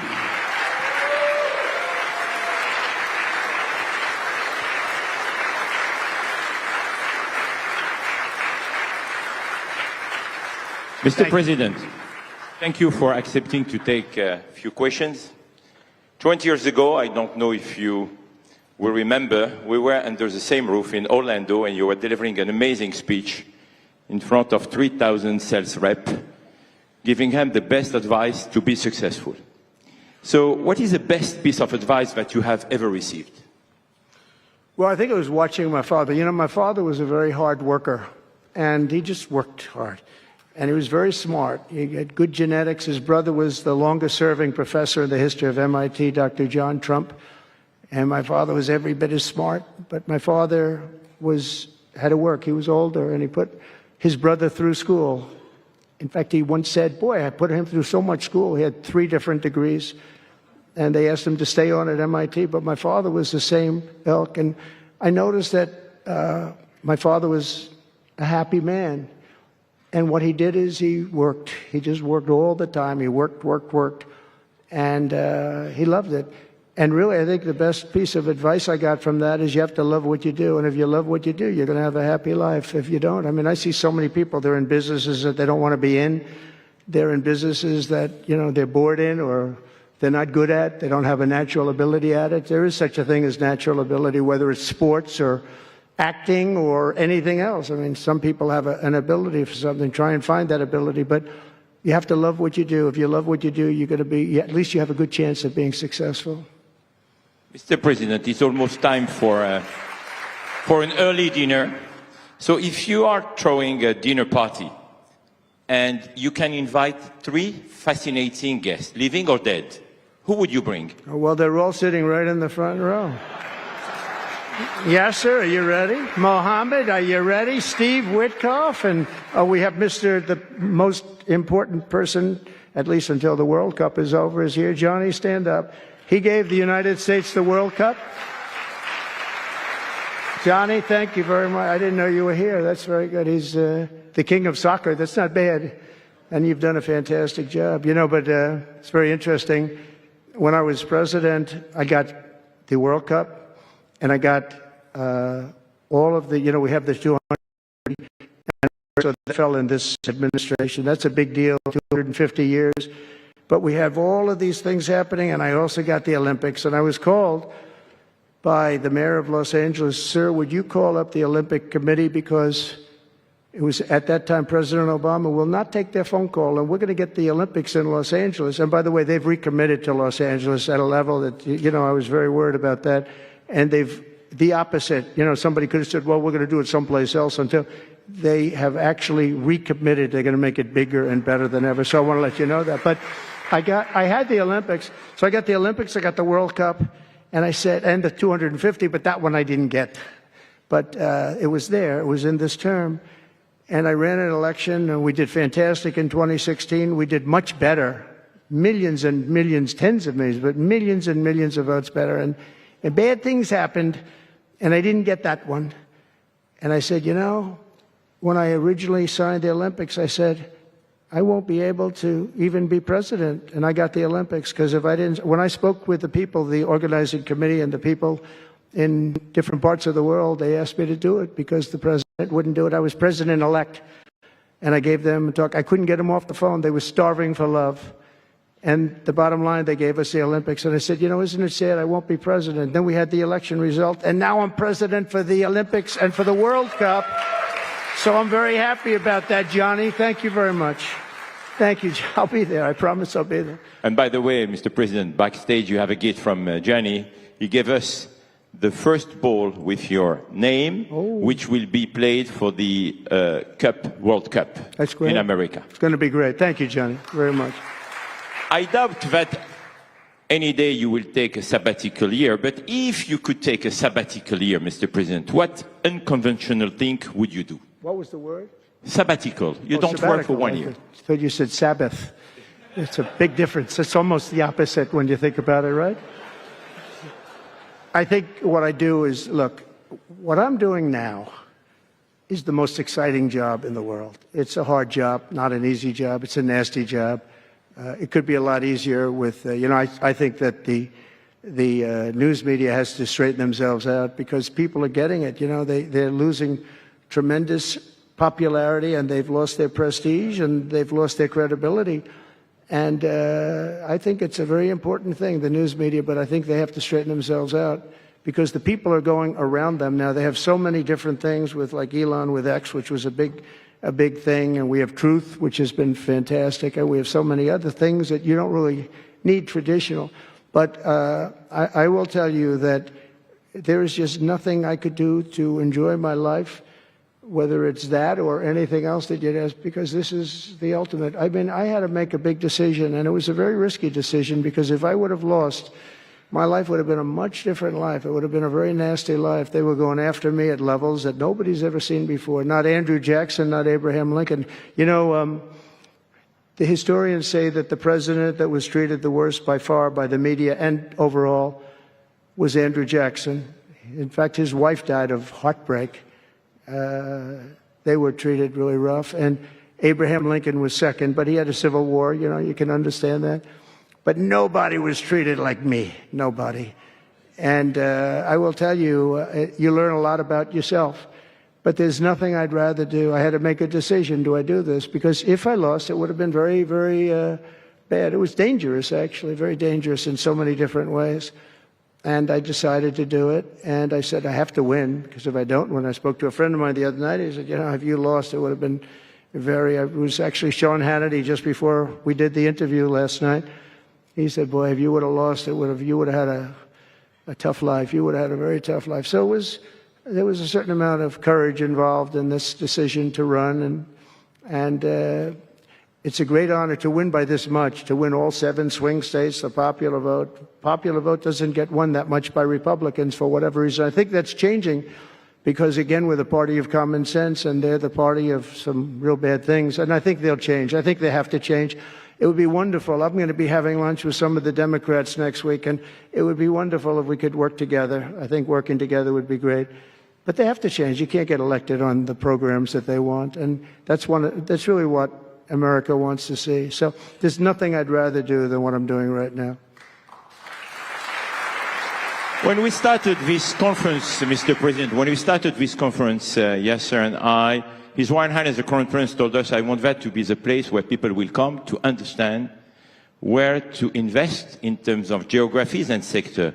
So what is the best investment you have made in your personal growth, Mr. President?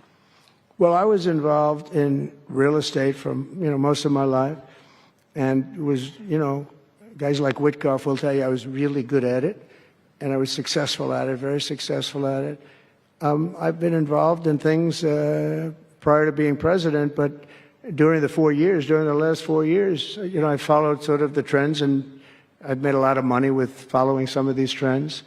And, it's, again, it's something that you do.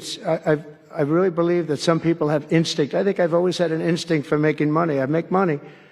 And I went into show business. I had one of the most successful shows on television. I wrote books, and they were all bestsellers. Virtually every book was a big bestseller, some really big bestsellers. And so I don't know. It's whatever I do, I just want to make it successful. It's very important to me. There are many ways to make money. You can be in many different fields. And a lot of them is being in the right country. If you're in a certain country, our country is actually getting very bad, a very dangerous place, actually. Bad things were happening. But if you're in a certain country, you have a chance to do well. And no matter how good you are, if you were born into the wrong country, you're not going to make money. Now, you can do other things. You can attain power, I guess. Maybe it's the wrong kind of power, but it's power.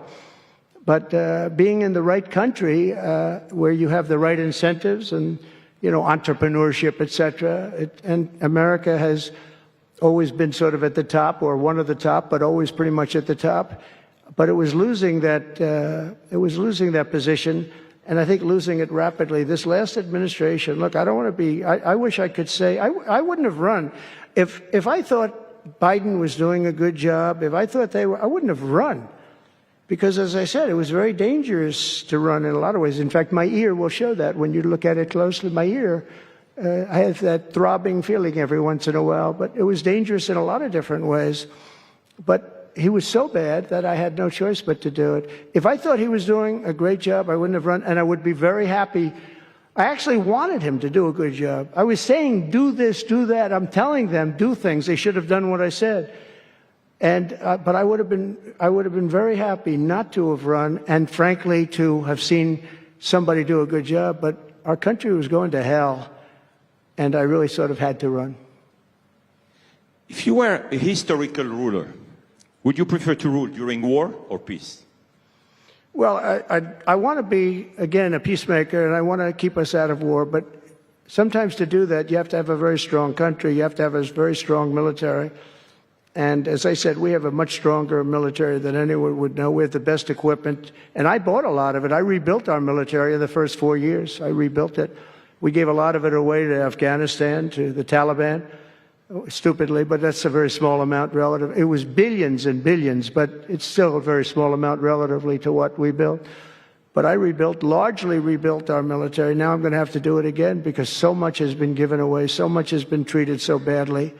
But to keep peace, you really have to. I have a thing: strength through, and I mean it. You really have it.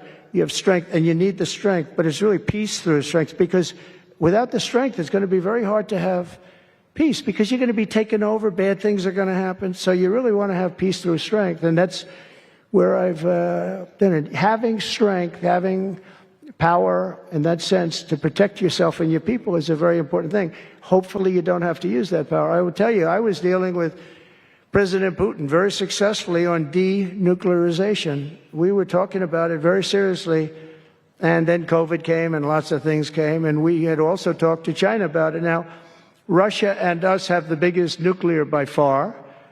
China is not close, but they will be close. In 3 or 4 years or 5 years, they'll be equal. But we were going to talk to China, and I spoke to President Xi about it very successfully. I think we were going to denuclearize it. We would have had to get the smaller nuclear powers, of which there are 4, 3 maybe, but 4 probably, to do something. We would have been able to do that. But I was having very strong talks with President Putin about denuclearization. And you know, if you're president, you get presentations about what we're building, what we're having, the power of weapons, the power of many things besides weapons per se. What I saw, the power of nuclear weapons, and we can never let that happen. If that happens, the ball game will be, the world will be destroyed. The power is so enormous. You look at Hiroshima, you look at Nagasaki, multiply that times 500 times, and the world would be destroyed. So you want somebody as your president, or you want somebody as your leader that understands that. We just can't let that happen. We can't let other countries get nuclear weapons. Not only Iran. Iran is a good example and maybe the one that people think about, but we can't let that happen. The power of weaponry today is so enormous that the world would disintegrate, so we can't let it happen. Mr. President, if you had to describe United States of America in just 3 words, what would they be? In 3 words? 3 words. Love, respect, and strength. That's a tough question. That might be my best answer, Yasser. That reminds me of high school, that one, but that may have been the toughest question, actually. Do you think Joe Biden could have done that? I don't think so. I don't think so. We're almost at the end, Mr. President, but talking about United States of America, what is one cultural habit in the U.S. business that the rest of the world could learn from? What is the best practice that? Well, I think we love our families, but I think a lot of the world loves their families. You know, I was speaking to the head of Mexico because I complain constantly about people pouring in. Now our border is the strongest border we've ever had. We've gone from the worst border ever in history to the strongest border. But I was speaking to the president of Mexico, a very wonderful woman, actually, and I said, we were talking about drugs. You can't let people come through your country and come into the country. You know, I was not that nice, but they understood what I was saying. And she said something that really got me. I said, you're not a big drug-taking nation? And she said, no, we are not a consumer. And I said, a consumer? What an interesting word. We're not a consumer nation. We're not a consumer of drugs. I said, what an interesting, and why is that? She said, well, we have very strong family values. I said, but we do too. We do too. We have very strong. Our families are devastated by what's happening with fentanyl, and China will not be doing. We're going to make a deal with China. They were not letting that happen anymore. And I had a deal, by the way, before I left. I had a deal with President Xi where they were going to give the maximum penalty to anybody making fentanyl and sending it into the United States. And their maximum penalty is the death penalty, and it would have stopped. But when the election turned out to be a rigged election, but that's okay.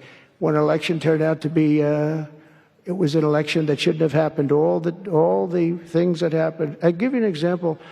We wouldn't have had October 7th, Israel attack. We wouldn't have had Ukraine and Russia fighting. We wouldn't have had inflation. We wouldn't have had all of these things that, happened. But in speaking with her, she said about family values, I said, well, you're not really saying anything there because we have great families too. We have great family values. She said, plus we advertise a lot. I said, ooh, you mean you advertise about how bad drugs are? Yes, we do. We spend a lot of money on advertising. And I said, unbelievable. That was such a great conversation because we're going to spend hundreds of millions of dollars advertising how bad drugs are so that kids don't use them, that they chew up your brain, they destroy your teeth, your skin, your everything. And I thanked her for that. I make so many calls and I never learn anything from anybody. I know everything and I never learn anything from anybody. And I spoke to this woman. As soon as she said it, she didn't have to say exactly what. I said, exactly. What a great idea. And I think we're going to have, and I saw pieces of it, we're going to go in with $100 million and then another $100 million initially. But I saw some of the ads and they are really violent. I said, you have to make them strong. Your skin practically comes off after a period of time. You lose your hearing. You lose your teeth. It is terrible. And we show this happening to people. And I think we're going to, we did very well we had blue ribbon committees headed up by the First Lady of the United States and a lot of other people that, they have no idea the viciousness of these cartels and these people. And they're smarts. They're very smart, tough people. Making a fortune, by the way, an absolute fortune. But we got it down 18%, which was a record.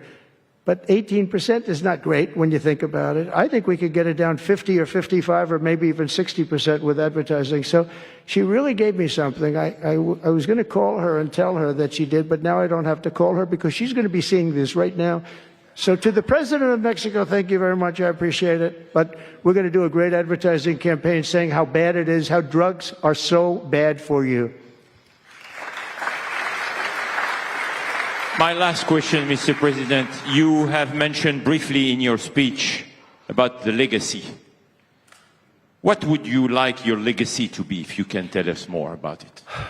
That I came into a country that was great, but is in trouble. And I made America great again, and I got it out of trouble, and people respect America now, and we were a country of peace, and we brought peace to the rest of the world. Thank you. Thank you very much, Mr. President. Thank you very much, everybody. Thank you.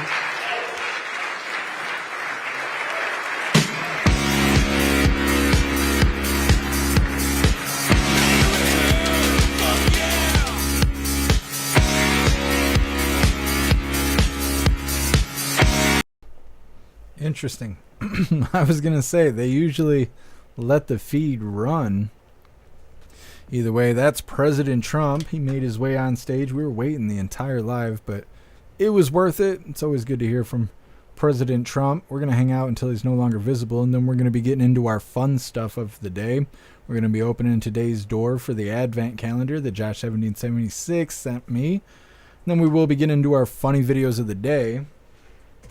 Oh, I got Klaus Daniels all up under my feet. Well, President Trump, he didn't hang out very long. Usually he's shaking hands and stuff. Either way, he's a busy guy. He's got stuff going on.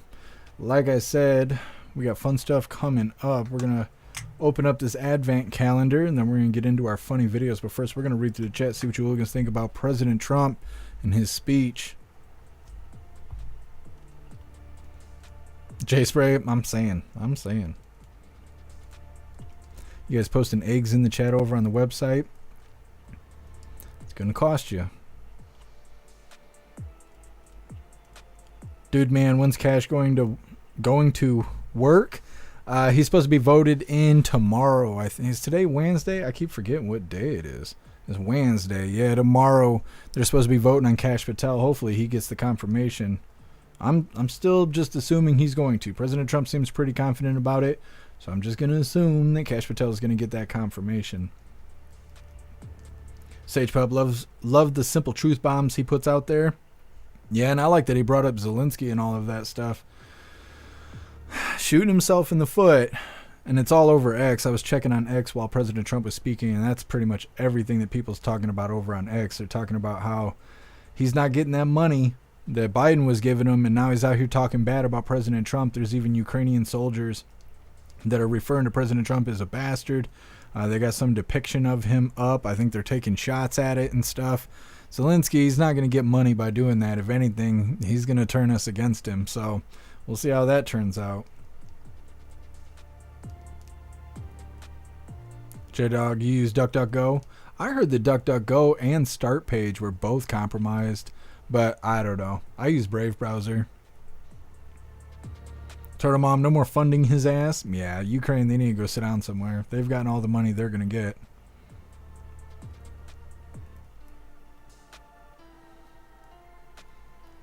Very nice, Salty Ragu.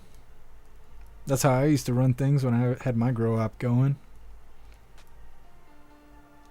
Over on Kick, everybody's trying to figure out who President Trump was talking to. Did any of you guys catch who that guy was that was on stage with President Trump asking questions and all of that? Rich, that was a very, very good speech he gave. I agree, Rich. I think he covered all of his bases there. There's so much going on. He spoke a little bit about all of it. Cosmic Squirrel, Nazis hate the POTUS. Yeah, they do. Those people out in Germany, they're super butthurt because J.D. Vance went out there and gave him a speech about free speech. They didn't like that. I don't know. The commies are all telling on themselves. It's like the Democrats who are all mad about the USAID stuff. Well, they're only mad because they were getting all the money out of that stuff. They were the one laundering it. And it's every step of the way. Bitching about corruption being exposed. It's not something you should be bitching about, you know?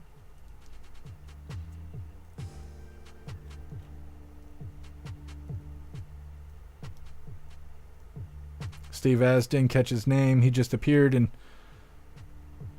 and what? Saked if he could ask if he'd do a few questions. I don't know who the guy is. I don't even know what that FII whole summit's about.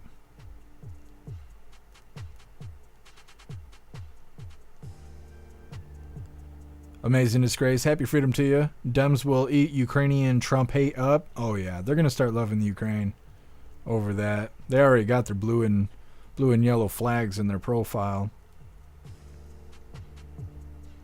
Russell, Trump is great on all speeches. I agree. I haven't heard him give a bad speech yet.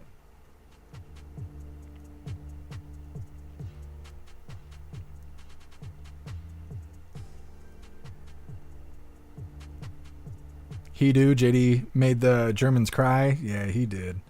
They didn't want to hear about some free speech. They hate that. Hey, thank you for being here, Rappy. Enjoy the rest of your day.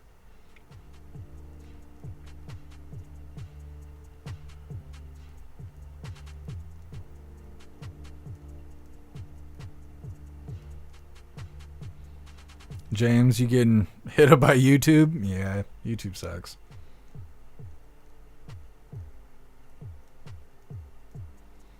Rolf, common sense back in the house? I know. It is very refreshing. Still not tired of winning.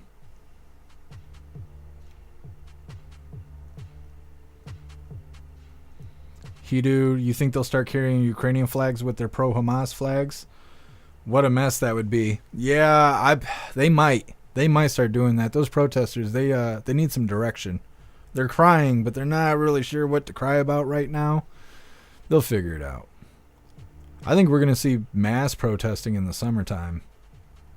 I don't think it's going to be George Floyd riot level stuff going on here. I don't think it's going to be riots, but I think we are going to have a little bit of a spicy summer, and we'll be covering all of it. What is your question, D-Cat?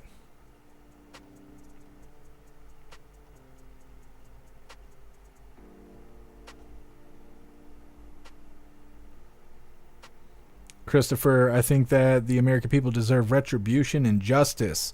What do you think that looks like, Christopher? Like, what is it specifically that you're craving? We're doing a lot of winning right now. I'm just sitting back and enjoying it. Zero, the foreign institutional investors. Yeah, but like, what is that?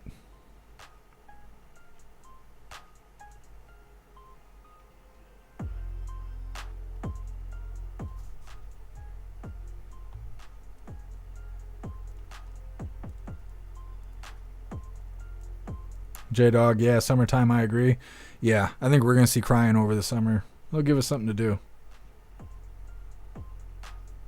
Cricket Kiss, summer of hate incoming from these dumb shitheads. Yeah, that's what it's going to be. They're going to have all that spare time on their hands. Could be nice enough outside to do some marching. And they got President Trump and Elon to cry about. They'll be doing the thing.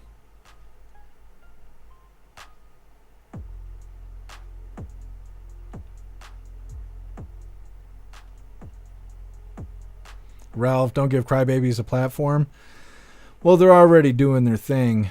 And if people are burning shit down the road from your house, you'd probably want to know about it. That's why we've always covered it, because they're a threat to all of us. Salty Ragu, yeah, I know that that's been happening, but I don't know why it's happening. I've been trying to work on it, but it's really difficult when I can't figure out the cause of it. But thank you for the screenshot. I'll keep working on trying to get it figured out.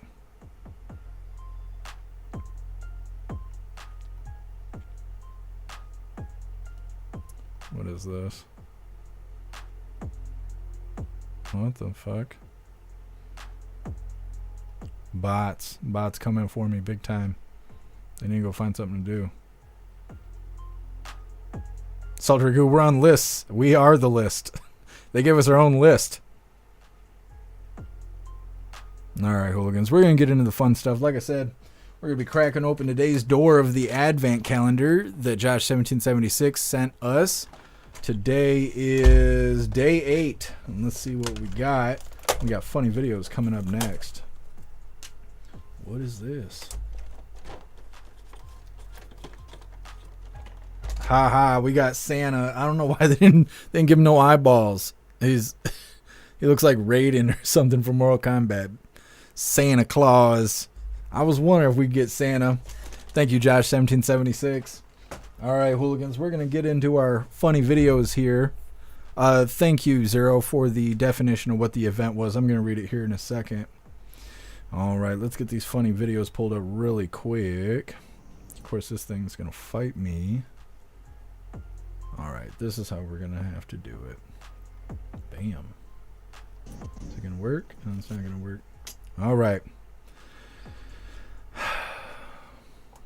This first one is titled, Firm Parenting Gets the Job Done.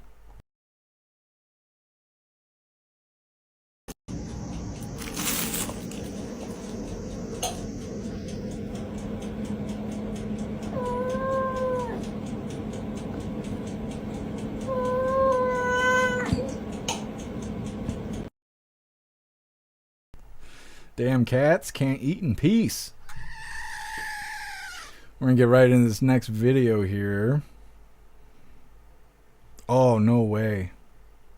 The video got banned while we were live. That is interesting. Let me see if I can find another version of it. Holy crap, that is so funny. I can't believe that happened. Wow. I don't think I've ever had to deal with that before. Hold on a second. Hold on, whore bag. Let me look for something.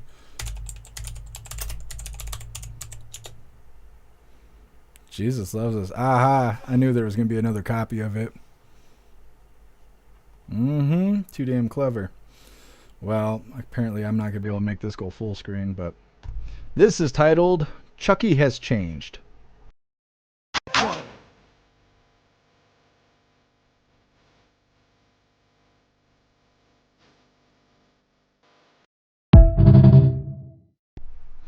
Yeah, Chucky's changed in this America. Anyways, that is all the coffee I have for you hooligans today. So I'm going to grab this Linktree link really quick here. We're going to drop it in all the chats, and we got the Pledge of Allegiance coming up next. Of course, we're going to read through before we get to that point. Let me drop these links really quick. What's up, Interstate? Happy Freedom to you.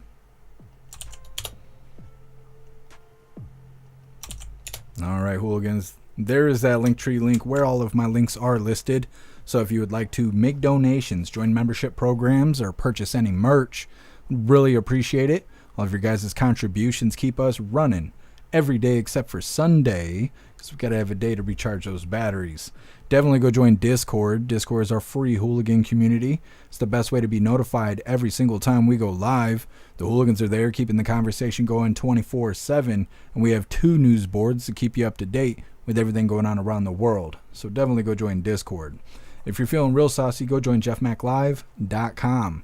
Over on the website, it is the best way to experience the live. Our built-in chat has more ability than any other platform. You can post memes and GIFs and custom emojis and links and all kinds of stuff right there in the chat while watching the live.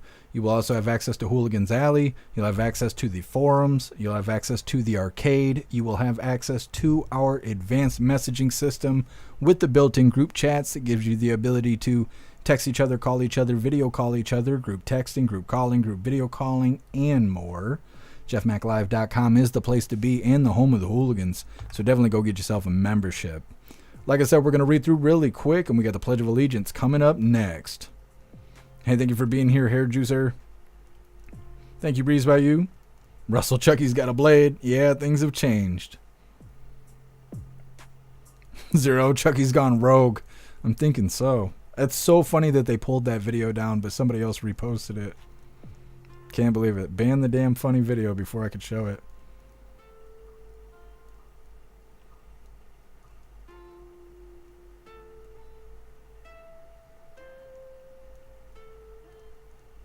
Hey, I appreciate you, DCAT. Thank you for being here. Thank you, Happy Finger. What's up, Salty Senior? Happy freedom to you. What's up, Muskie Boss? Happy freedom to you. You guys all sliding through right at the end here. Ghostly, it's a shapeshifter? I mean, you never know.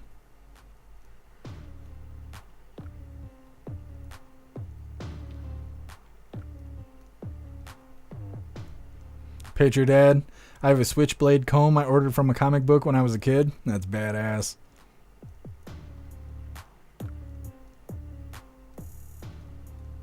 Appreciate you, Lisa. Thank you for being here. Appreciate you, Cheeky Chops.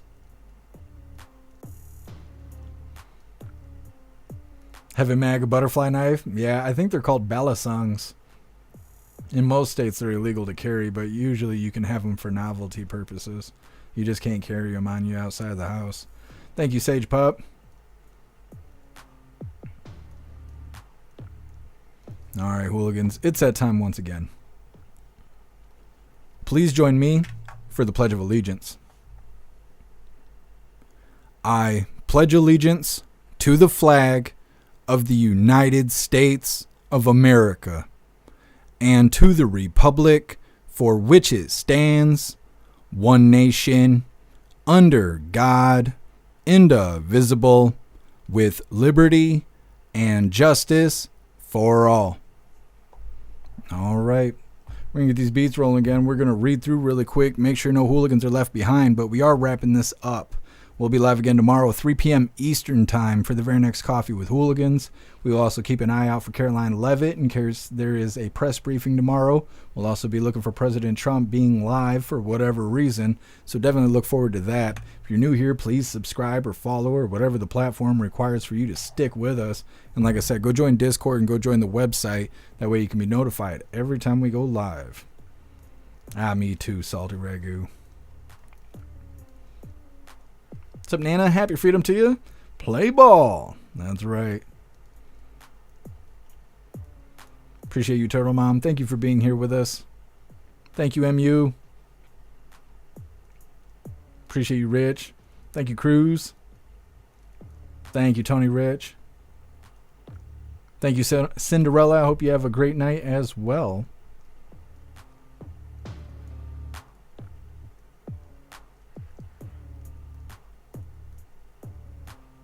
Appreciate you, Teasel. Thank you, Evan Mag. I hope you have a good night as well.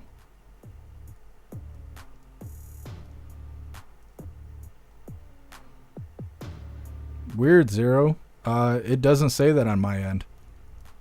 I just looked at it and it says 3 p.m.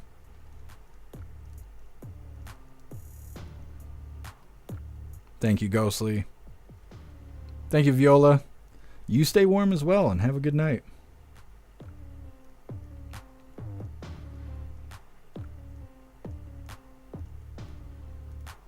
Appreciate you being here, Kicking Wing. All right, I think we were good to go. Like I said, let me see. DCAT, I have a question. What would an 18-inch bayonet be if you can't carry a butterfly knife? Something for thought. I'm not really sure, DCAT. I do have things that have bayonets attached to them, but I don't really know what the legality of it is. I think it's considered a part of a firearm. So I think you'd be restricted to firearm laws. I think if you were walking around with a bayonet in your pocket, I don't think it would actually count as a knife, but I can't give legal advice, so I'm not quite sure, DCAT. Nana, are you covering the Kash Patel confirmation tomorrow? No. We'll do a video after he gets confirmed, just basically showing him getting sworn in, but that'll be it. No, we're not going to sit there and cover the confirmation stuff.